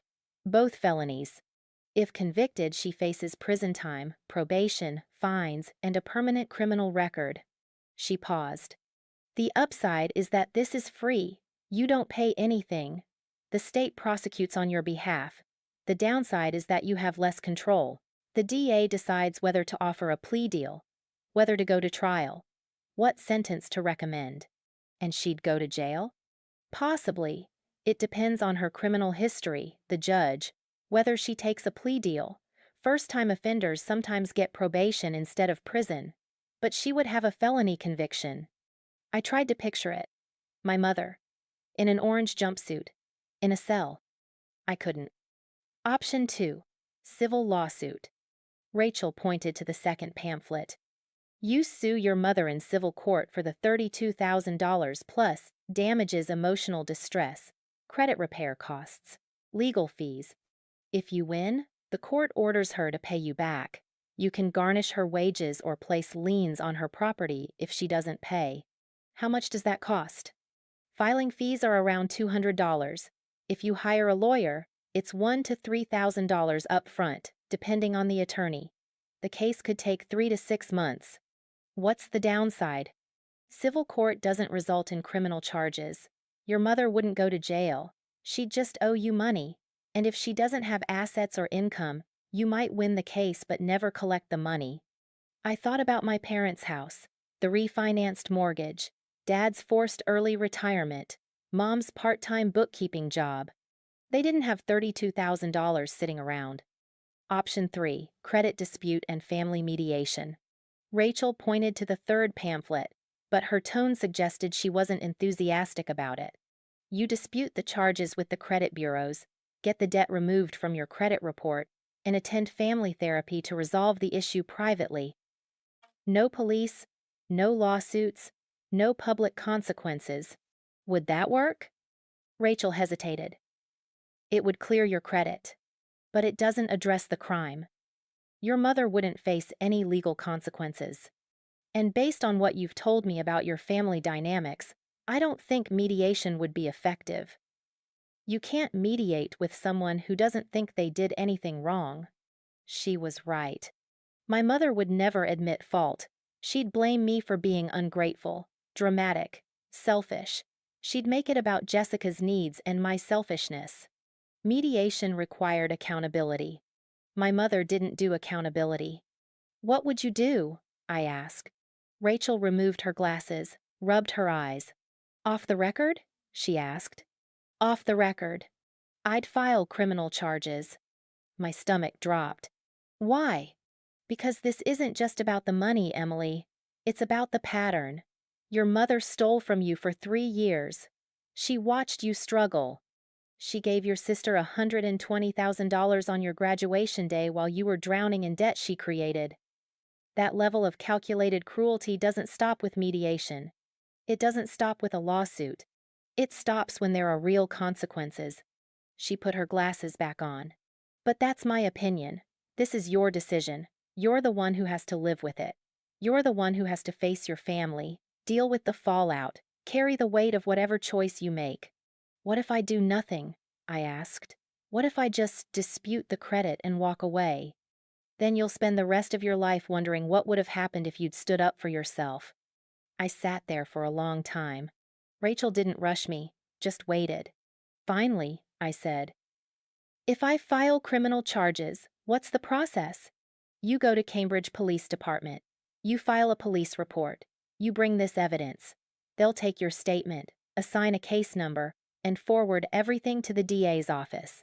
The DA reviews the case and decides whether to file charges. If they do, your mother will be arrested, arraigned, and given a court date. She'll hire a lawyer. There might be a plea deal, or it might go to trial. How long does that take? 6 months to a year, typically. And what do I have to do? Show up when they ask you to, testify if it goes to trial, cooperate with the investigation. That's it? That's it. The state does the rest. I looked at Sarah. She nodded. I looked at the binder, 47 pages of evidence, 3 years of theft. I looked at Rachel. I want to file criminal charges, I said. Rachel nodded slowly. Okay. I'll write you a letter of support to bring to the police. It'll outline the evidence and confirm that you received legal advice. That helps establish that this isn't a frivolous complaint. When should I go? Today, if you can. The sooner you file, the sooner the investigation starts. Today, in a few hours, I'd walk into a police station and report my mother for a felony. Emily. Rachel leaned forward. I need you to understand something. Once you file that report, you can't take it back. The wheels will be in motion. Your mother will find out. Your family will find out. There will be anger, backlash, pressure to drop the charges. People will tell you that you're tearing the family apart, that you're being vindictive, that you should forgive and move on. I know. Do you? Because this is going to be one of the hardest things you've ever done. I thought about the last 3 years, working 3 jobs, donating plasma, eating ramen, wearing the same clothes until they fell apart, skipping textbooks because I couldn't afford them. I thought about graduation morning. The cream cardstock envelope with Jessica's name, the $120,000 check, the Hallmark card with machine-printed congratulations. I thought about my mother opening that credit card the day after I left home, using my identity, stealing my future. I've already done hard things, I said. This is just one more. Rachel smiled. Okay, let's get you that letter. We left Rachel's office at 11:23 a.m. Sarah and I walked through campus in silence. Students everywhere, celebrating graduation, moving out of dorms, saying goodbye to friends. The quad was full of families taking photos, loading cars, crying happy tears. I felt like I was moving through a different world, a darker one. A world where mothers were criminals and justice required police reports. You okay? Sarah asked. No. Fair. We stopped at a bench near the green building. Sat down. I need to do this today, I said. If I wait, I'll lose my nerve. Okay, I'll come with you. You don't have to. I know, I'm coming anyway. I pulled out my phone, Googled Cambridge Police Department. Address, 125 6th Street, Cambridge, MA. Hours. Open. 24/7. Phone, 617-349-3300. It was a 15-minute walk from campus. Do I need an appointment? I asked. For a police report? I don't think so. I stood up. Let's go now, before I change my mind. The Cambridge Police Department was a brick building near Central Square. Institutional, imposing, the kind of place you only went when something had gone very wrong. We walked in through the front entrance. The lobby was small, bulletproof glass partition, a few plastic chairs, fluorescent lighting that made everything look washed out. A uniformed officer sat behind the glass. Late 40s, graying hair, tired eyes. Help you? He asked. I need to file a police report, I said. My voice came out quieter than I'd intended. What for? Identity theft. He looked up, studied me for a moment. You're the victim? Yes. Who's the perpetrator? I hesitated. Then I said, my mother.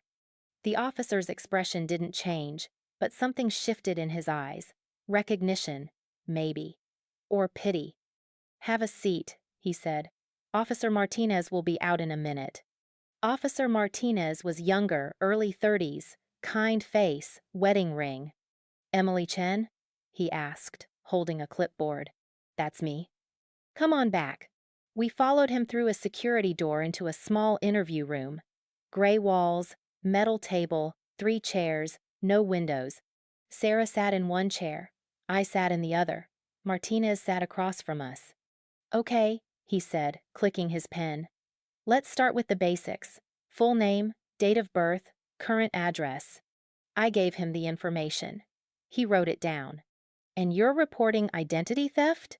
Yes. Who's the perpetrator? My mother, Margaret Louise Chen. He wrote that down too. Her date of birth? The 14th of March 1972. Address?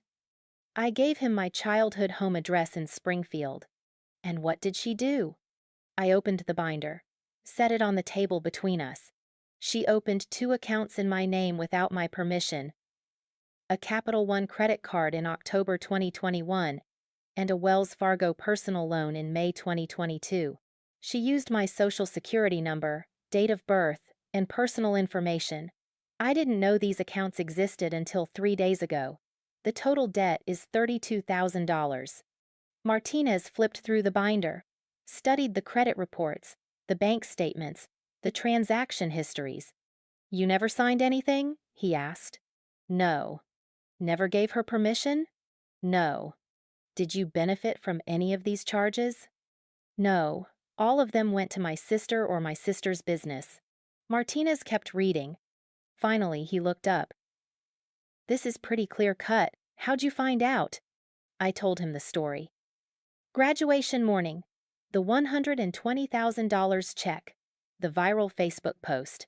Pulling my credit report at 2 a.m. You pulled your credit report for the first time 3 days ago, Martinez asked. Yes. And you're 22? Yes. So you'd never checked it before? Never applied for a credit card or loan yourself? No. I couldn't afford to.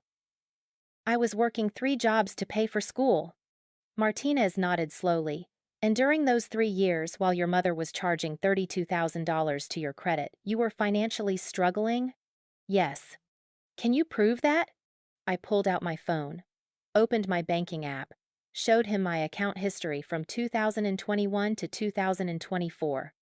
Paychecks from 3 jobs, tuition payments, rent payments, grocery expenses under $50 week, plasma donation payments, $80 every 2 weeks.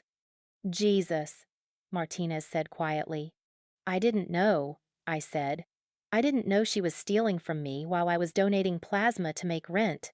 Martinez closed the binder, looked at me directly. Miss Chen, I'm going to be straight with you. This is identity theft.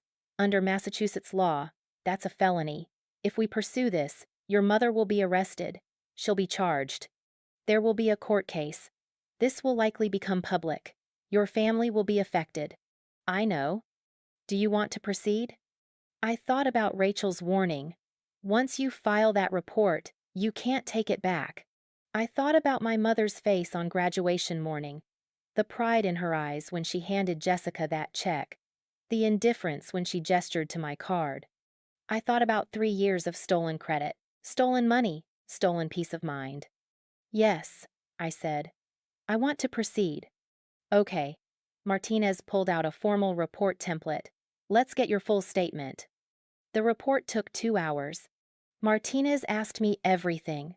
When I first suspected something was wrong, when I pulled my credit report, what I found, how I verified the information, whether I'd confronted my mother, whether she'd admitted to it, whether anyone else knew. I told him about the bank calls, the fraud investigations, the credit bureau disputes, the attorney consultation. I told him about the timeline, about being home in October 2021, about my social security card in my desk drawer. I told him about Jessica's Instagram posts, the luxury apartment, the Audi, the designer wardrobe, all funded by my stolen credit. Martinez took notes, typed everything into his computer, printed forms for me to sign. This is your official statement, he said, handing me a 3-page document. Read it carefully. If everything is accurate, sign at the bottom of each page. I read it. Every word was true. I signed. Martinez filed the pages in a folder, wrote something on the front. Case number 2024 to 8847, he said. That's your reference number. Keep it. You'll need it for the credit bureaus, your attorney, and any future correspondence. What happens now? I asked. I forward this to our fraud investigations unit. Detective Sarah Huang will be assigned to your case. She'll contact you within 48 hours. She'll review the evidence, possibly ask follow-up questions, and then forward everything to the district attorney's office. And then? The DA decides whether to file charges. Based on this evidence, they almost certainly will. Your mother will be notified. She'll be asked to turn herself in, or we'll issue a warrant for her arrest. Arrest. The words still didn't feel real. How long does that take? I asked. 1 to 2 weeks, usually. And then what? She'll be arraigned. That's where she appears before a judge, hears the charges, and enters a plea guilty or not guilty. If she pleads guilty, there might be a sentencing hearing. If she pleads not guilty, it goes to trial. Do I have to be there? For the arraignment? No. For the trial? Yes, if it goes to trial. But most cases like this end in plea deals. Plea deals. That meant my mother would admit guilt in exchange for a lesser sentence. Part of me wanted her to admit what she'd done, face consequences, but avoid prison. Another part of me wanted a trial. Wanted a judge to hear every detail. Wanted a jury to see the evidence. Wanted public validation that what she'd done was wrong. Miss Chen? Martinez was watching me. Sorry, what? I asked if you have any questions. I had 1,000 questions, but I asked the one that mattered most. What if she says I gave her permission? What if she lies? Martinez tapped the binder. That's why the evidence is so important. You have documentation proving you were financially struggling. You have bank records showing you were donating plasma for money. You have 3 years of paychecks from multiple jobs. No jury is going to believe you authorized $32,000 in debt for your sister while you were eating ramen and skipping textbooks. You're sure? I've been doing this for 11 years. This is one of the clearest identity theft cases I've ever seen. Your mother is going to have a very hard time defending this. We left the police station at 2:19 p.m. I was holding a manila folder with copies of the police report, the case number, and Martinez's business card. Case #2's Rada Wafower to 8,847. Officer J. Martinez. Badge #4471. Cambridge Police Department, ESD, Fraud Investigations Unit. Sarah and I walked back to campus in silence. When we reached the quad, Sarah finally spoke. "You did it," she said. "Yeah. How do you feel?" I thought about it. Tried to identify the emotions swirling in my chest. It wasn't relief, wasn't satisfaction, wasn't even anger anymore. It was something quieter, something steady. "I feel like I finally stopped protecting someone who was hurting me," I said. Sarah nodded. "That's a good feeling. Is it?" "Yeah, it is." My phone buzzed at 3:04 p.m. A text from an unknown number. "This is Detective Sarah Huang from Cambridge PD. I've been assigned to your case #20 Wafower to 8,847. I've reviewed Officer Martinez's report and the evidence you provided. I'll need to meet with you this week for a follow-up interview. Are you available Thursday at 10 a.m.? I replied, "Yes, I'll be there." Her response came immediately. "Perfect. See you then." And Miss Chen, you did the right thing. I stared at that message for a long time. You did the right thing. I wanted to believe her. I had to believe her. Because there was no going back now. Detective Huang called on May 23rd at 9:14 a.m. I was in my new apartment, a studio in Cambridge, 400 square feet, $1,800, month that I could barely afford even with my new job salary. I'd moved out of the dorms 3 days ago. Sarah had helped me carry 14 boxes up 3 flights of stairs. "Miss Chen, this is Detective Huang. Do you have a few minutes?" "Yes," I said, setting down the coffee I'd been drinking. "I've completed my preliminary investigation. The evidence you provided is extensive and compelling. I'm forwarding my report to the district attorney's office this afternoon. I expect they'll file charges within 7 to 10 days. 7 to 10 days. That meant June 3rd at the latest." "What happens when they file?" I asked. "Your mother will be notified. She'll be given the option to turn herself in for arraignment, or we'll issue an arrest warrant. Given that this is a non-violent white-collar crime, she'll likely turn herself in voluntarily." Turn herself in. I tried to picture it, my mother walking into a police station, being fingerprinted, processed, arraigned. "Miss Chen, you still there?" "Sorry, yes, I'm here." "I know this is difficult, but I want you to understand something. The evidence is ironclad. Bank records, credit reports, transaction histories, your employment records showing financial hardship. Everything corroborates your statement. The DA is going to have an easy case. What if she says, 'I gave her permission'? Then she'll be committing perjury on top of identity theft. And frankly, no jury will believe her. Not with this evidence." I exhaled slowly. "Okay. One more thing. Once charges are filed, your mother's attorney will likely try to negotiate a plea deal. The DA might contact you to ask if you'd accept a deal versus going to trial. You're not required to accept, but it's something to think about. What would a plea deal look like? Guilty plea to fraud, a lesser charge than identity theft. Probably 18 months, probation, restitution, community service. No jail time for a first offense. No jail time. Part of me was relieved. Part of me was furious. "Think about what you want," Detective Huang said. "Justice looks different for everyone." I spent the rest of the day unpacking boxes and thinking about justice. What did I want? Did I want my mother in prison? Did I want her humiliated, broken, destroyed? No. But I wanted her to understand what she'd done. I wanted her to admit it. I wanted consequences that matched the crime. And I wanted everyone who'd ever told me to be grateful or stop being dramatic to see the truth. I wanted public validation. That thought stopped me. Public validation. The Facebook post had gone viral, 890,000 shares. People had seen the disparity. They'd witnessed the $120,000 check versus the $4 card. They'd rallied around me, validated my pain, confirmed that what my parents did was wrong. But they didn't know about the identity theft. They didn't know about the 3 years of fraud, the stolen credit, the $32,000 in debt. If I told them if I made it public, the validation would be complete, undeniable. And my mother couldn't hide. At 3:47 p.m., I saw the Instagram post. Jessica had posted a photo, her boutique storefront on Newbury Street. Windows decorated with balloons, a grand opening June 15th banner, champagne glasses in the foreground. Caption: Dreams are happening. Grand opening in 3 weeks. Thank you to my amazing parents for believing in me. Number Bella's Boutique, number Boston Fashion, number Entrepreneur, number Blessed. 347 likes already. Comments flooded in. So excited for you.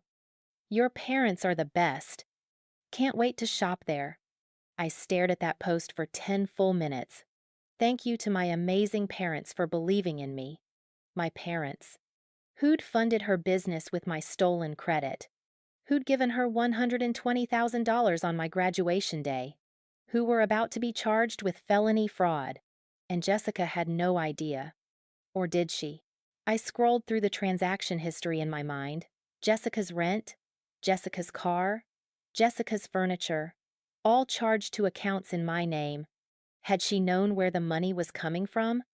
Or had Mom told her it was a family loan or investment without explaining the source?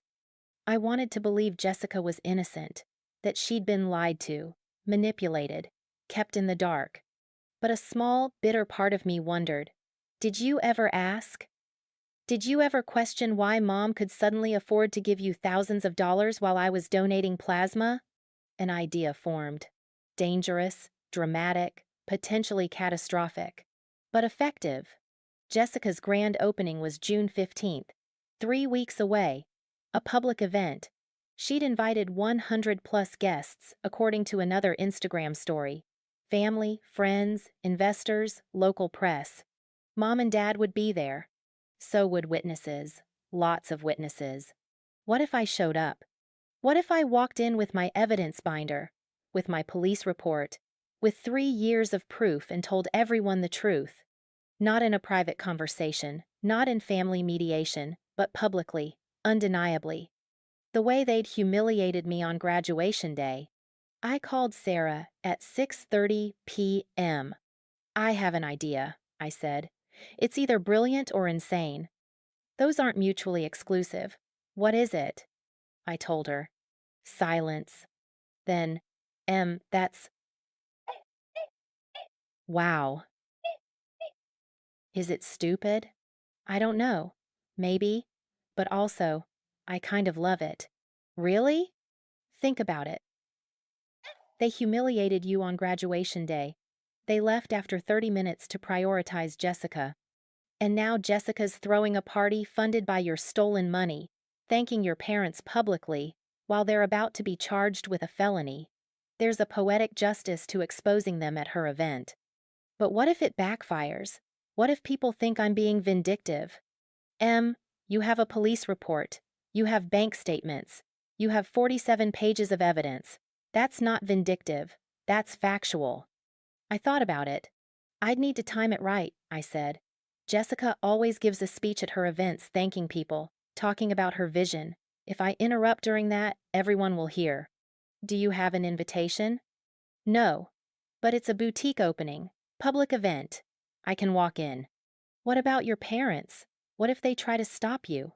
They can't. Not with witnesses, not with press there. Sarah was quiet for a moment. Then she said, if you do this, I'm coming with you. You don't have to. I know. I'm coming anyway. Someone needs to film it. June 1st. The DA filed charges. Detective Huang called at 11:03 a.m. Margaret Louise Chen has been charged with identity theft under Massachusetts General Laws, Chapter 266, Section 37E, and fraud, both felonies. She's been notified. Arraignment is scheduled for July 2nd. Will she be arrested? She's been given the option to turn herself in. If she doesn't by June 5th, we'll issue a warrant. What should I do? Nothing. Stay away from her. Don't respond if she contacts you. Let the legal process happen. I thanked her and hung up. My mother had been charged with felonies. It was real now. June 3rd. Mom tried to call from a different number. I didn't recognize it at first, a Springfield area code I'd never seen. I answered. Emily. Her voice was raw, desperate. Please, we need to talk. I hung up. She called again. I blocked the number. She texted from Dad's phone. This is your mother. What you've done is unforgivable. You're destroying this family. I can't believe you'd send your own mother to jail over Moni. Jessica is devastated. Your father is humiliated. And for what? Revenge? I read it 3 times. Then I replied, You stole $32,000 from me. You committed identity theft, a felony. You watched me struggle for 3 years while you funded Jessica's life with my credit. This isn't about revenge. This is about consequences. Sent. She replied immediately. It was a loan. I was going to pay you back. Me. A loan requires consent. I never gave permission. You forged my authorization. That's fraud. Her. You're tearing this family apart. Me. You tore it apart the moment you chose Jessica over me. I'm just refusing to pretend anymore. I blocked Dad's number too. June 8th. Jessica posted another update. A video tour of her boutique. Clothing racks, jewelry displays, a checkout counter with gold accents. She was gushing about sustainable fashion and supporting local artists and creating a space for women to feel empowered. All funded by my stolen credit. In the caption, 1 week until grand opening. June 15th, 12 to 4 p.m. Come celebrate with me. I screenshotted it. Added it to my evidence binder. Page 48. June 10th. I bought a new outfit. Black blazer, white button-down shirt, dark jeans, professional, serious. The kind of outfit you wear when you're about to blow up your family in front of 100+ people. Sarah came with me to the store, helped me pick everything out. You look like you're going to court, she said. Good, that's the vibe. Are you nervous? Terrified. Want to back out?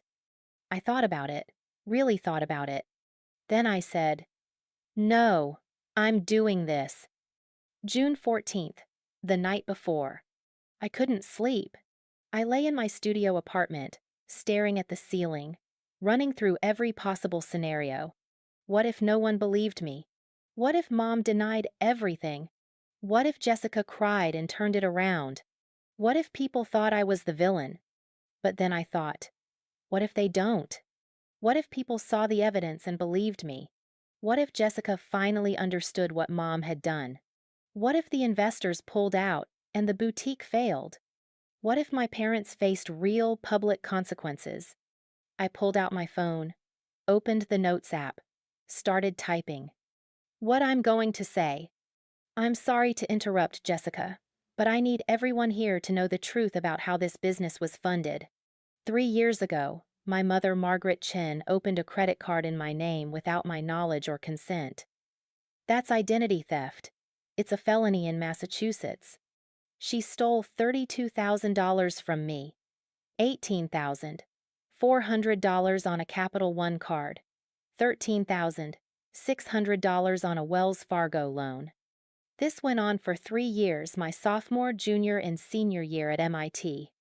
I have 47 pages of bank records, credit reports, and payment histories, all with her name as co-signer. While I worked 2 jobs to afford textbooks, that money paid Jessica's rent, her car down payment, her boutique inventory.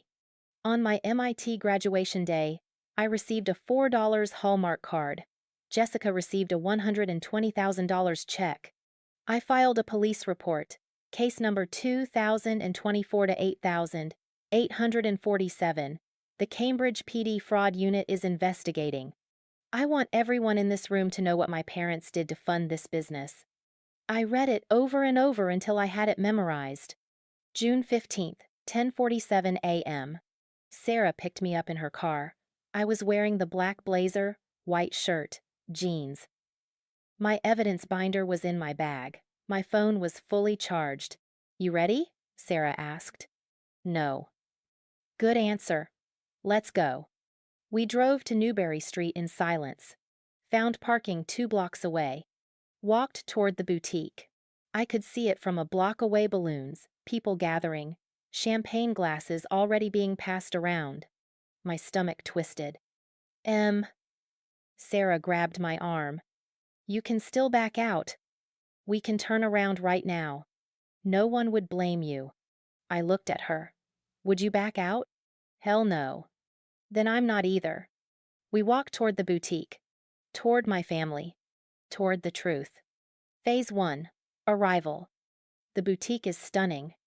Exposed brick walls, gold fixtures, white clothing racks arranged in perfect rows, floor-to-ceiling windows letting in Boston sunlight. I count heads. 127 people. Maybe more. Family aunts, uncles, cousins I haven't seen in years. Friends Jessica's social circle, all designer labels and expensive haircuts. Investors, older men in suits, women in power blazers. Press a woman with a camera, a man with a notebook. Mom and Dad stand near the front. Mom in a floral sundress, Dad in a button-down and slacks. They're smiling, laughing, playing the role of proud parents. Jessica floats through the crowd like a bride at a wedding. White dress, perfect makeup, glowing with success. Success built on my stolen credit. I stand in the doorway. Sarah beside me, phone already recording. No one notices me yet. A string quartet plays near the back. Classical music, champagne flows. Catering trays pass by with tiny appetizers that probably cost $8 each. This is Jessica's dream. And I'm about to destroy it. 12:05 p.m. Jessica taps a champagne glass with a knife. The room quiets. She's standing near a microphone someone set up by the checkout counter. Her smile is radiant. Hi, everyone. Her voice echoes through the boutique. Thank you so much for being here. This has been such an incredible journey, and I couldn't have done it without the support of so many amazing people. Applause. I move closer. Slowly. Deliberately. Sarah follows, phone raised, still recording. Jessica continues. I want to especially thank my parents, Mom and Dad. You believed in me when I didn't believe in myself. You gave me the resources to make this dream real. I love you so much. Mom wipes her eyes. Dad beams. The crowd awes. This is the moment. I walk forward. People start noticing me. Turning. Whispering. Jessica sees me mid-sentence. Her smile falters. Emily? She says into the microphone. What are you? I reach the microphone stand, take it from her hands. She steps back, confused. I look out at 127 faces. Deep breath. And I speak. Phase 2. The accusation. I'm sorry to interrupt, Jessica. My voice echoes. The room is silent. But I need everyone here to know the truth about how this business was funded. Murmurs, whispers. I see Mom's face drain of color. 3 years ago, my mother, Margaret Chen, opened a credit card in my name without my knowledge or consent. Gasps. That's identity theft. It's a felony in Massachusetts. More gasps. Louder now. I see Dad's hand grip Mom's arm. She stole $32,000 from me. Someone says, oh my God. $18,400 on a Capital One credit card. $13,600 on a Wells Fargo personal loan. I pull the evidence binder from my bag, Hold it up. This went on for 3 years, my sophomore, junior, and senior year at MIT. The string quartet has stopped playing. I have 47 pages of bank records, credit reports, payment histories, all with her name as cosigner. I open the binder, show the first page my credit report with the accounts listed. While I worked 2 jobs to afford textbooks, that money paid Jessica's rent. I flip to another page. Jessica's apartment lease. My loan paid her security deposit, her car down payment. Another page. Audi of Boston. My credit card charged $2,100. Her boutique inventory. Transaction history. Bella's Boutique Supplies. $8,200 total. People are pulling out their phones now, some filming, some texting, some just staring. On my MIT graduation day, I received a $4 Hallmark card. I see my Aunt Linda in the crowd. Her hand is over her mouth. Jessica received a $120,000 check. Booze. Actual booze. Someone yells, "That's horrible!" Mom tries to speak. "That's not Emily. This is—" I cut her off. I filed a police report. Case number 2024 to 8847. Cambridge Police Department Fraud Unit. I pull out the police report. Hold it up. My mother has been charged with identity theft and fraud, both felonies. Her arraignment is July 2nd. The room erupts. Phase 3. Reactions. Mom stumbles forward. "That's not true," she screams. "You're lying. This is my daughter's day. You're trying to ruin." I'm not lying.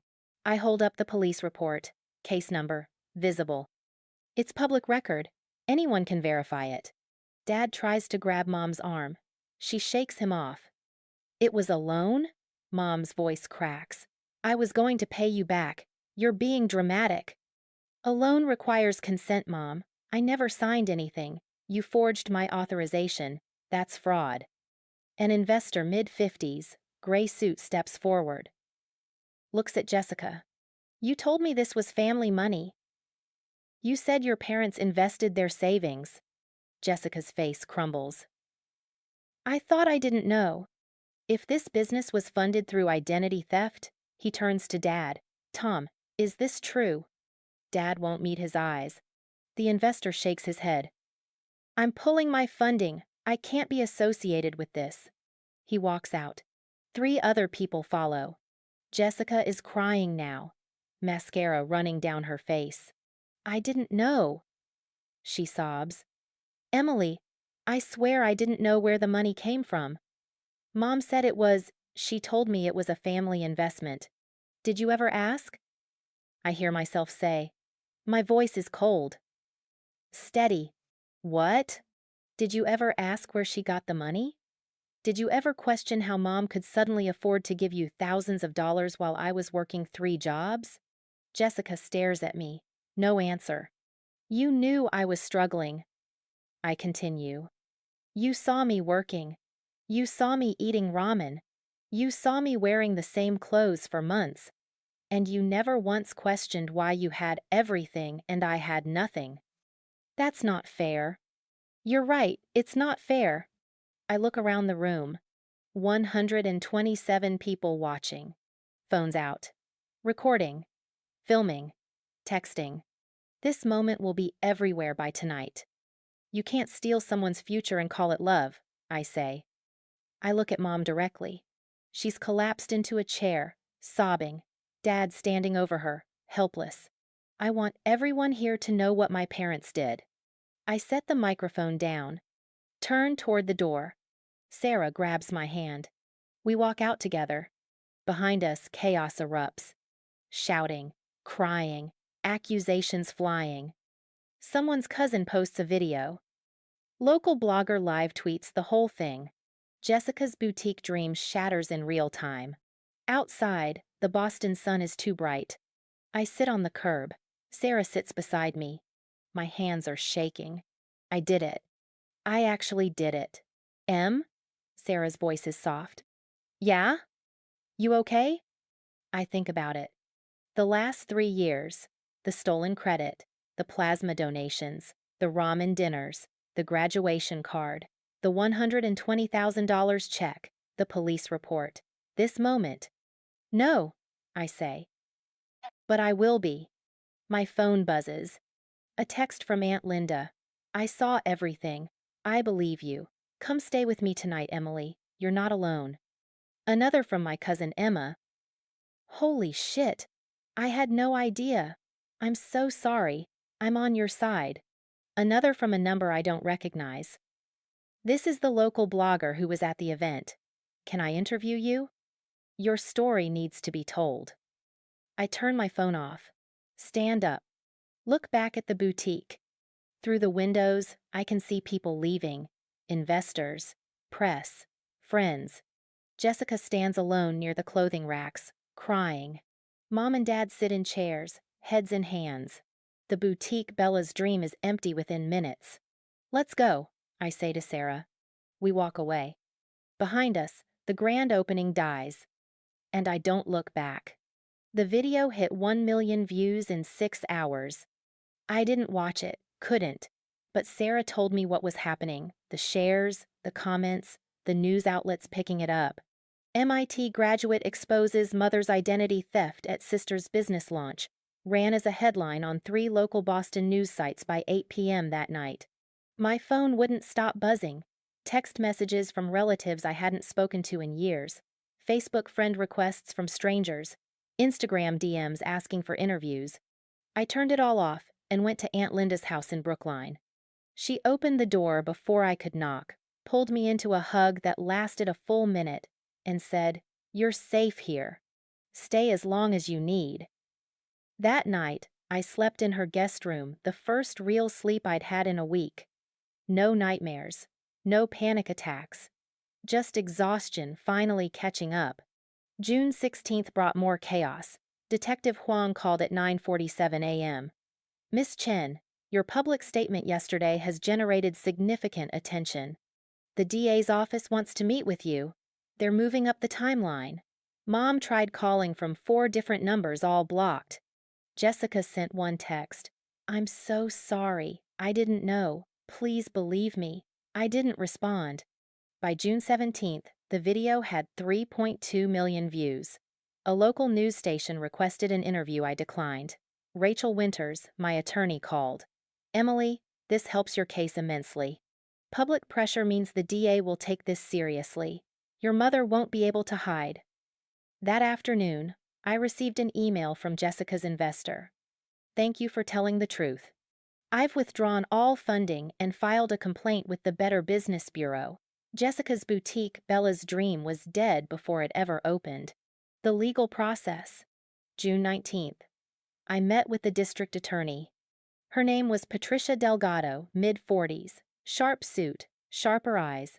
She sat across from me in a conference room at the Cambridge DA's office, my evidence binder open between us, and said, Miss Chen, we're filing formal charges against your mother. Identity theft under MGL, Chapter 266, Section 37E fraud, both felonies.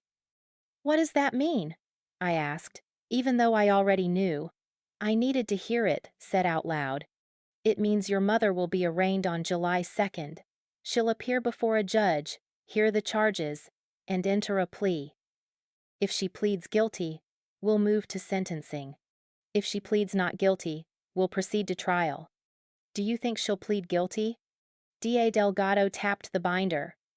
With this evidence, and the public exposure, her attorney would be insane to take this to trial. I expect a plea deal. What kind of deal? Guilty plea to fraud, the lesser charge. We'll recommend 18 months probation, $32,000 in restitution paid to you at $900 per month over 36 months, and 200 hours of community service. No jail time for a first offense, but a permanent criminal record. I let that sink in. No jail time. Part of me was relieved I didn't want my mother in prison, but part of me was furious. 18 months probation felt light for 3 years of theft. What if I don't accept the deal? I asked. DA Delgado leaned back. Then we go to trial. Your mother faces up to 2.5 years in state prison if convicted. But trials are unpredictable, Emily. Juries are unpredictable. A plea deal guarantees consequences and restitution. A trial is a gamble. I thought about it. Thought about seeing my mother in court, on trial, facing a jury. Thought about testifying in detail about every plasma donation, every ramen dinner, every moment of struggle while she funded Jessica's life. I want her to admit what she did, I said. Publicly, in court. I want her to say the words, "I committed fraud against my daughter." That can be part of the plea agreement, DA Delgado said. We'll require a formal allocution, a statement in court where she admits guilt and acknowledges the crime.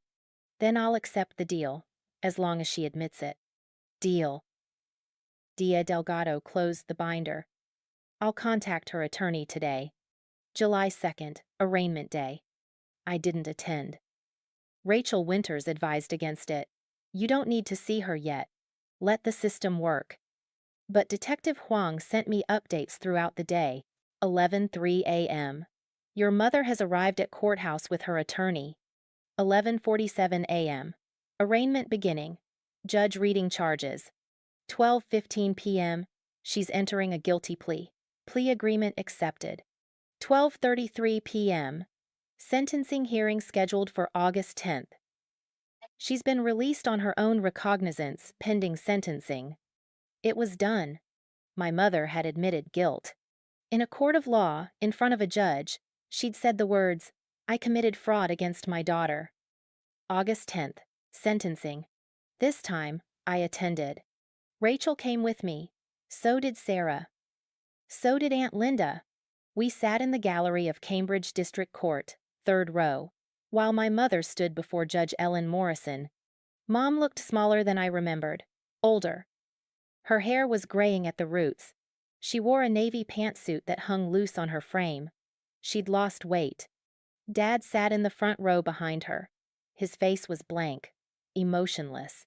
Jessica wasn't there. Judge Morrison read the terms of the plea agreement. Margaret Louise Chen, you have pleaded guilty to fraud under Massachusetts general laws. You are hereby sentenced to 18 months supervised probation.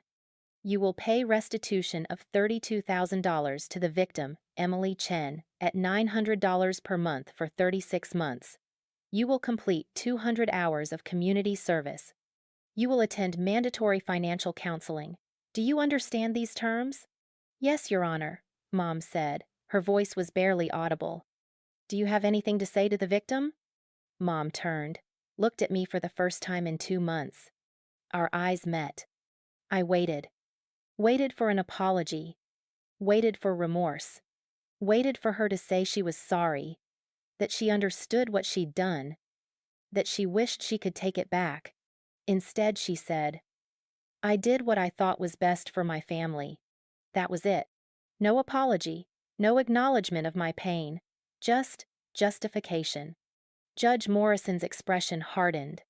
Miss Chen, you didn't do what was best for your family. You committed a crime against your daughter.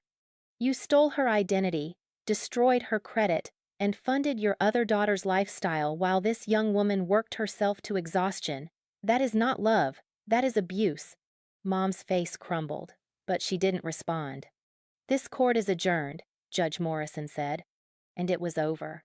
Outside the courthouse, I stood on the steps with Rachel, Sarah, and Aunt Linda. The Boston summer sun was too bright. Traffic rushed past. Life continued as if nothing had changed. But everything had changed. How do you feel? Sarah asked. I don't know, I admitted. I thought I'd feel vindicated, relieved, something, but mostly I just feel tired. That's normal, Rachel said. Closure isn't always what we expect it to be. She didn't apologize. No, she didn't. Do you think she ever will? Rachel looked at me carefully. Emily, some people are incapable of taking accountability. It doesn't mean you deserved what happened. It just means she's broken in a way you're not. I thought about that, about being broken versus being whole. My mother was broken, but I wasn't going to let her break me. The family fracture.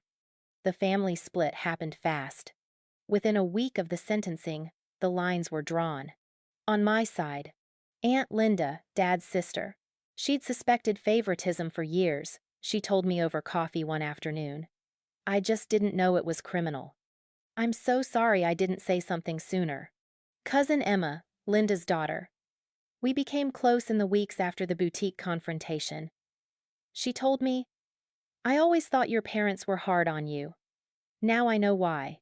Grandmother, Dad's mother. She called me from California, voice shaking. Your mother is wrong.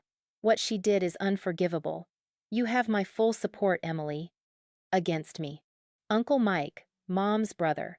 He sent one text. You destroyed your mother's life over money. Family forgives. You should have handled this privately. I blocked him. Carol, Mom's best friend. She posted on Facebook defending Mom, calling me ungrateful and vindictive. I didn't respond. Silent, neutral. Extended family members who disappeared from my life entirely. No calls, no texts, just absence. Jessica, the complicated one. She reached out in late August. A long email. Apologizing, explaining, begging for understanding. Emily, I didn't know. I swear I didn't know where the money came from. Mom told me it was savings, that she and Dad had been putting money aside for years. I never questioned it because, why would I?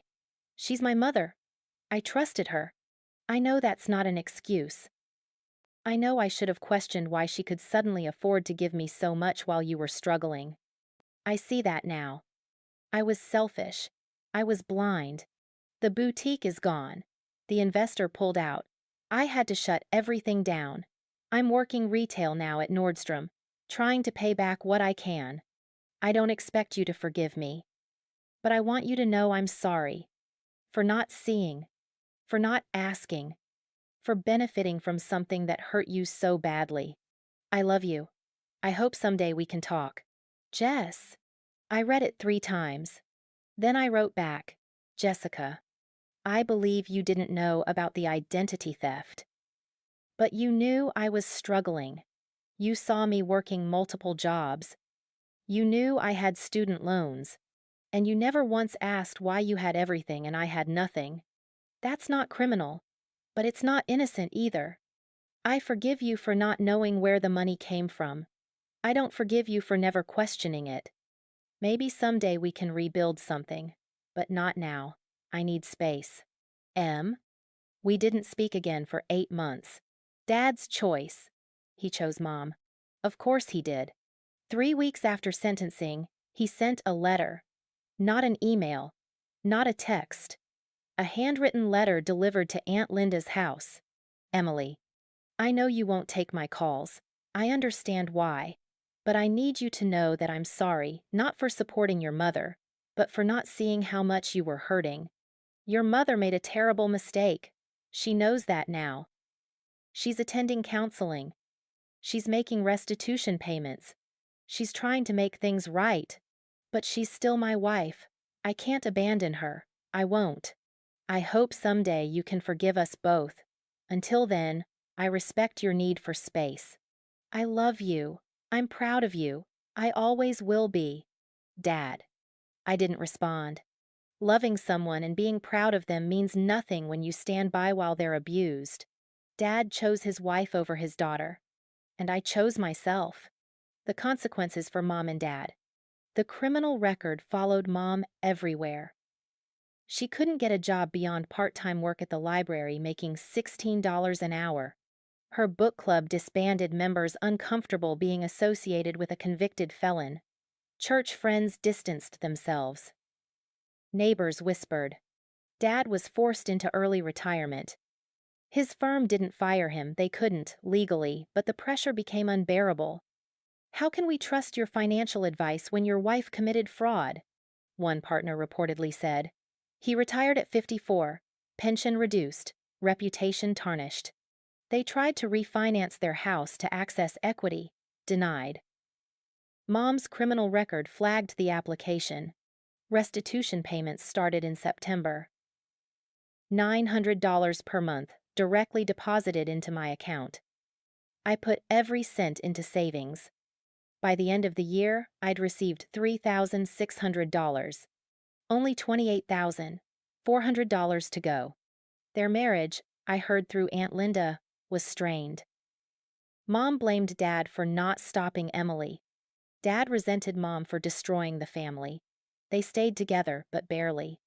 I felt no satisfaction in their suffering, just a quiet, hollow acknowledgement. Consequences.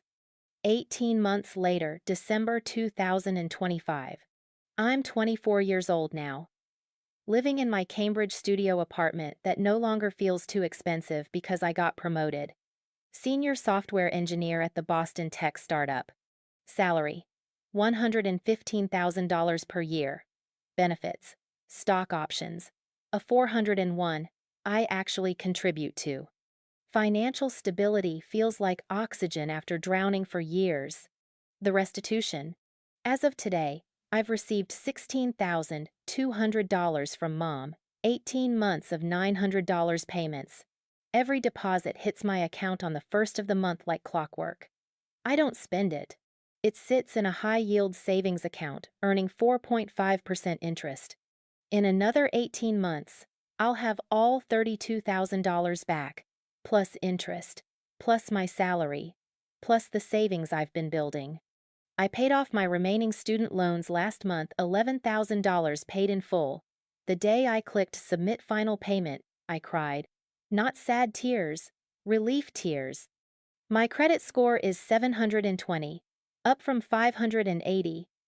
I qualified for my first real credit card, one I actually applied for myself, and I use it responsibly. Pay it off every month. Build credit the right way. I have $8,400 in emergency savings. Separate from the restitution account. Money that's mine. That I earned. That no one can take from me. For the first time in my life, I'm not scared of my bank account. The career. Work is good, better than good. My research paper from MIT got published in a renewable energy journal last spring. It's been cited 47 times. My boss saw it, called me into her office, and said, "Emily, you're wasted as a junior engineer. I'm promoting you." Senior engineer, $115K, leading a team of 3, working on grid optimization projects that actually matter. I love my job, love the challenge, love that I'm building something that's mine, success that no one handed me, that no one can take away. My coworkers don't know about the identity theft. They don't know about the boutique confrontation or the viral videos. They just know I'm good at my job. That's how I want it. The relationships. Sarah is still my best friend. She lives 10 minutes away in her own apartment. We have dinner every week, sometimes at my place, sometimes at hers, sometimes at the Thai restaurant on Mass Ave where she bought me pad Thai the night I discovered the fraud. She's the sister Jessica never was. Aunt Linda has become the mother figure I needed. We have coffee every Sunday morning. She asks about work, about life, about my mental health. She tells me stories about Dad when he was younger. "He used to stand up to your grandmother," she says sadly. I don't know when he stopped standing up for what's right. Cousin Emma and I travel together now. Last spring, we went to Portland for a weekend. This fall, we're planning a trip to Iceland. She's the family I choose. Grandmother sends cards with $20 bills and notes that say, "For coffee. I'm proud of you, Emily." I save every card. I started dating someone in July. His name is Marcus. He's a software engineer at a different company. We met at a tech meetup. On our third date, I told him the whole story, the identity theft, the confrontation, the criminal case. I needed him to know before things got serious. He listened without interrupting. Then he said, "That's the bravest thing I've ever heard. You stood up for yourself when no one else would." We've been together 5 months. It's good, healthy, easy in a way relationships should be. He's never met my parents, probably never will. The healing. I've been in therapy for 18 months, every other week, sometimes weekly when things get hard. I was diagnosed with complex PTSD, CPTSD, related to childhood emotional neglect and financial abuse. My therapist, Dr. Patel, has helped me understand that what my parents did wasn't just about money, it was about control, about making me feel less than, about keeping me small. You survived, Dr. Patel tells me. You didn't just survive, you fought back. That takes incredible strength. Some days, I believe her. Other days, I still hear Mom's voice. You're tearing this family apart. But I'm learning that setting boundaries isn't cruelty, that protecting myself isn't selfishness, that saying no to people who hurt me even if their family is healthy. I don't feel guilty anymore about the criminal charges. Some days, I still feel sad. Sad that it came to this. Sad that my mother chose Jessica over me so completely that she committed crimes. Sad that my father stood by and watched. But I don't feel guilty. And that's progress. Current relationship status. With Mom, no contact, 0. The restraining order expired in August, but I haven't spoken to her since the sentencing. She sends letters occasionally. Aunt Linda forwards them unopened. I throw them away without reading them. I don't need her apology anymore. I don't need her acknowledgement. I just need her to stay away. With Dad, minimal contact. He texted me on my birthday in December. Happy 24th. Proud of you. Love, Dad. I replied. Thanks. That's the extent of our relationship. Polite. Distant. Hollow. He made his choice. I made mine. With Jessica, we're talking again. Slowly. Carefully. She reached out in October. Asked if we could meet for coffee. I said yes, but only in public. And only for an hour. We met at a Starbucks in Cambridge. She apologized again. Told me she's been in therapy too, working through her own guilt and complicity. She's still working retail. Still living paycheck to paycheck. Still trying to figure out who she is without Mom and Dad's money. I don't trust her yet, but I don't hate her either. Maybe someday we'll be sisters again. But not today. With Aunt Linda, Emma, grandmother. Close. So close. They're my family now. The ones who showed up. The ones who believed me. The ones who chose me. Mom's current state. Through the family grapevine, Aunt Linda keeps me loosely updated. I know that Mom is 14 months into her 18-month probation. 4 months left. She's completed 200 hours of community service working at a food bank, which feels ironic given that she stole money while I was skipping meals. She's still working part-time at the library, still making restitution payments on time, still attending mandatory financial counseling. She hasn't admitted wrongdoing beyond the legal minimum. According to Linda, Mom still tells people, it was a misunderstanding, or Emily overreacted. She still blames me for making it public instead of handling it as a family. She's learned nothing, and that's fine. I don't need her to learn. I don't need her to change. I just need her to stay away from me. Final reflections. People ask me sometimes if I regret it. Regret filing charges? Regret confronting them publicly? Regret tearing the family apart? My answer is always the same. I didn't tear the family apart. They did the moment they chose one daughter over the other so completely that they committed crimes to fund the favoritism. I just refused to pretend it wasn't happening. Would I do it again? Yes, without hesitation. Because justice isn't pretty. It's messy and painful, and it costs you relationships. But it's worth it. I graduated from MIT. I'm thriving in my career. I have a family that actually loves me, a chosen family of people who show up, who believe me, who support me without conditions.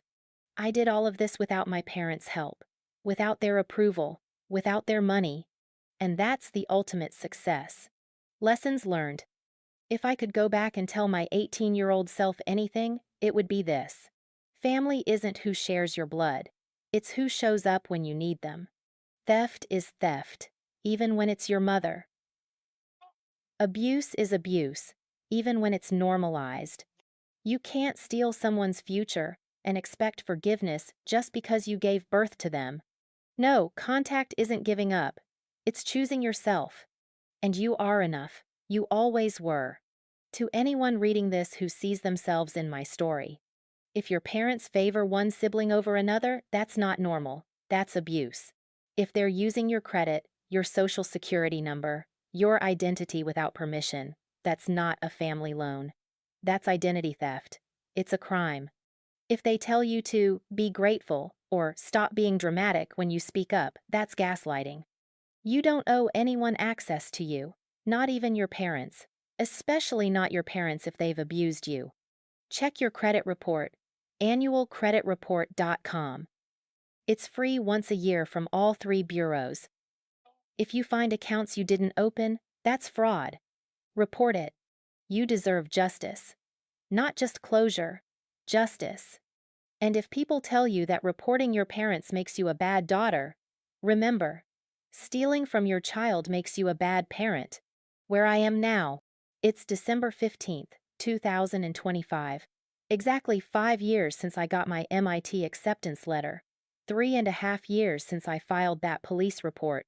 I'm sitting in my apartment that I pay for with money I earned, drinking coffee I bought with my own paycheck, looking at my savings account that has $8,400 in it. On my wall, my MIT diploma, framed. A photo of me, Sarah, Aunt Linda, and Emma at Portland Headlight last spring. My Employee of the Quarter award from work. No photos of my parents. No photos of Jessica. Just me. My achievements. My chosen family. My phone buzzes. A text from Marcus. Dinner tonight? My place? I'll cook. I smile. Type back. I'll bring wine. This is my life now. Built by me, funded by me, protected by me. My mother can't touch it. My father can't diminish it. Jessica can't borrow it. It's mine. And I finally feel free. Final thought. My parents gave my sister $120,000 to start a business and gave me nothing at graduation. But in trying to give her everything and me nothing, they accidentally gave me something more valuable. The knowledge that I don't need them, that I never did, and that I'm strong enough to build a life, a good life, a successful life, a free life without them.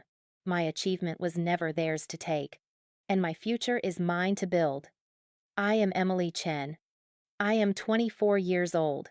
I graduated magna cum laude from MIT. I am a senior software engineer making $115K a year. I have $8,400 in savings and a 720 credit score. I have a family that loves me and a future that's entirely my own. I am enough. I always was. And I finally believe it. Thank you for listening to my story.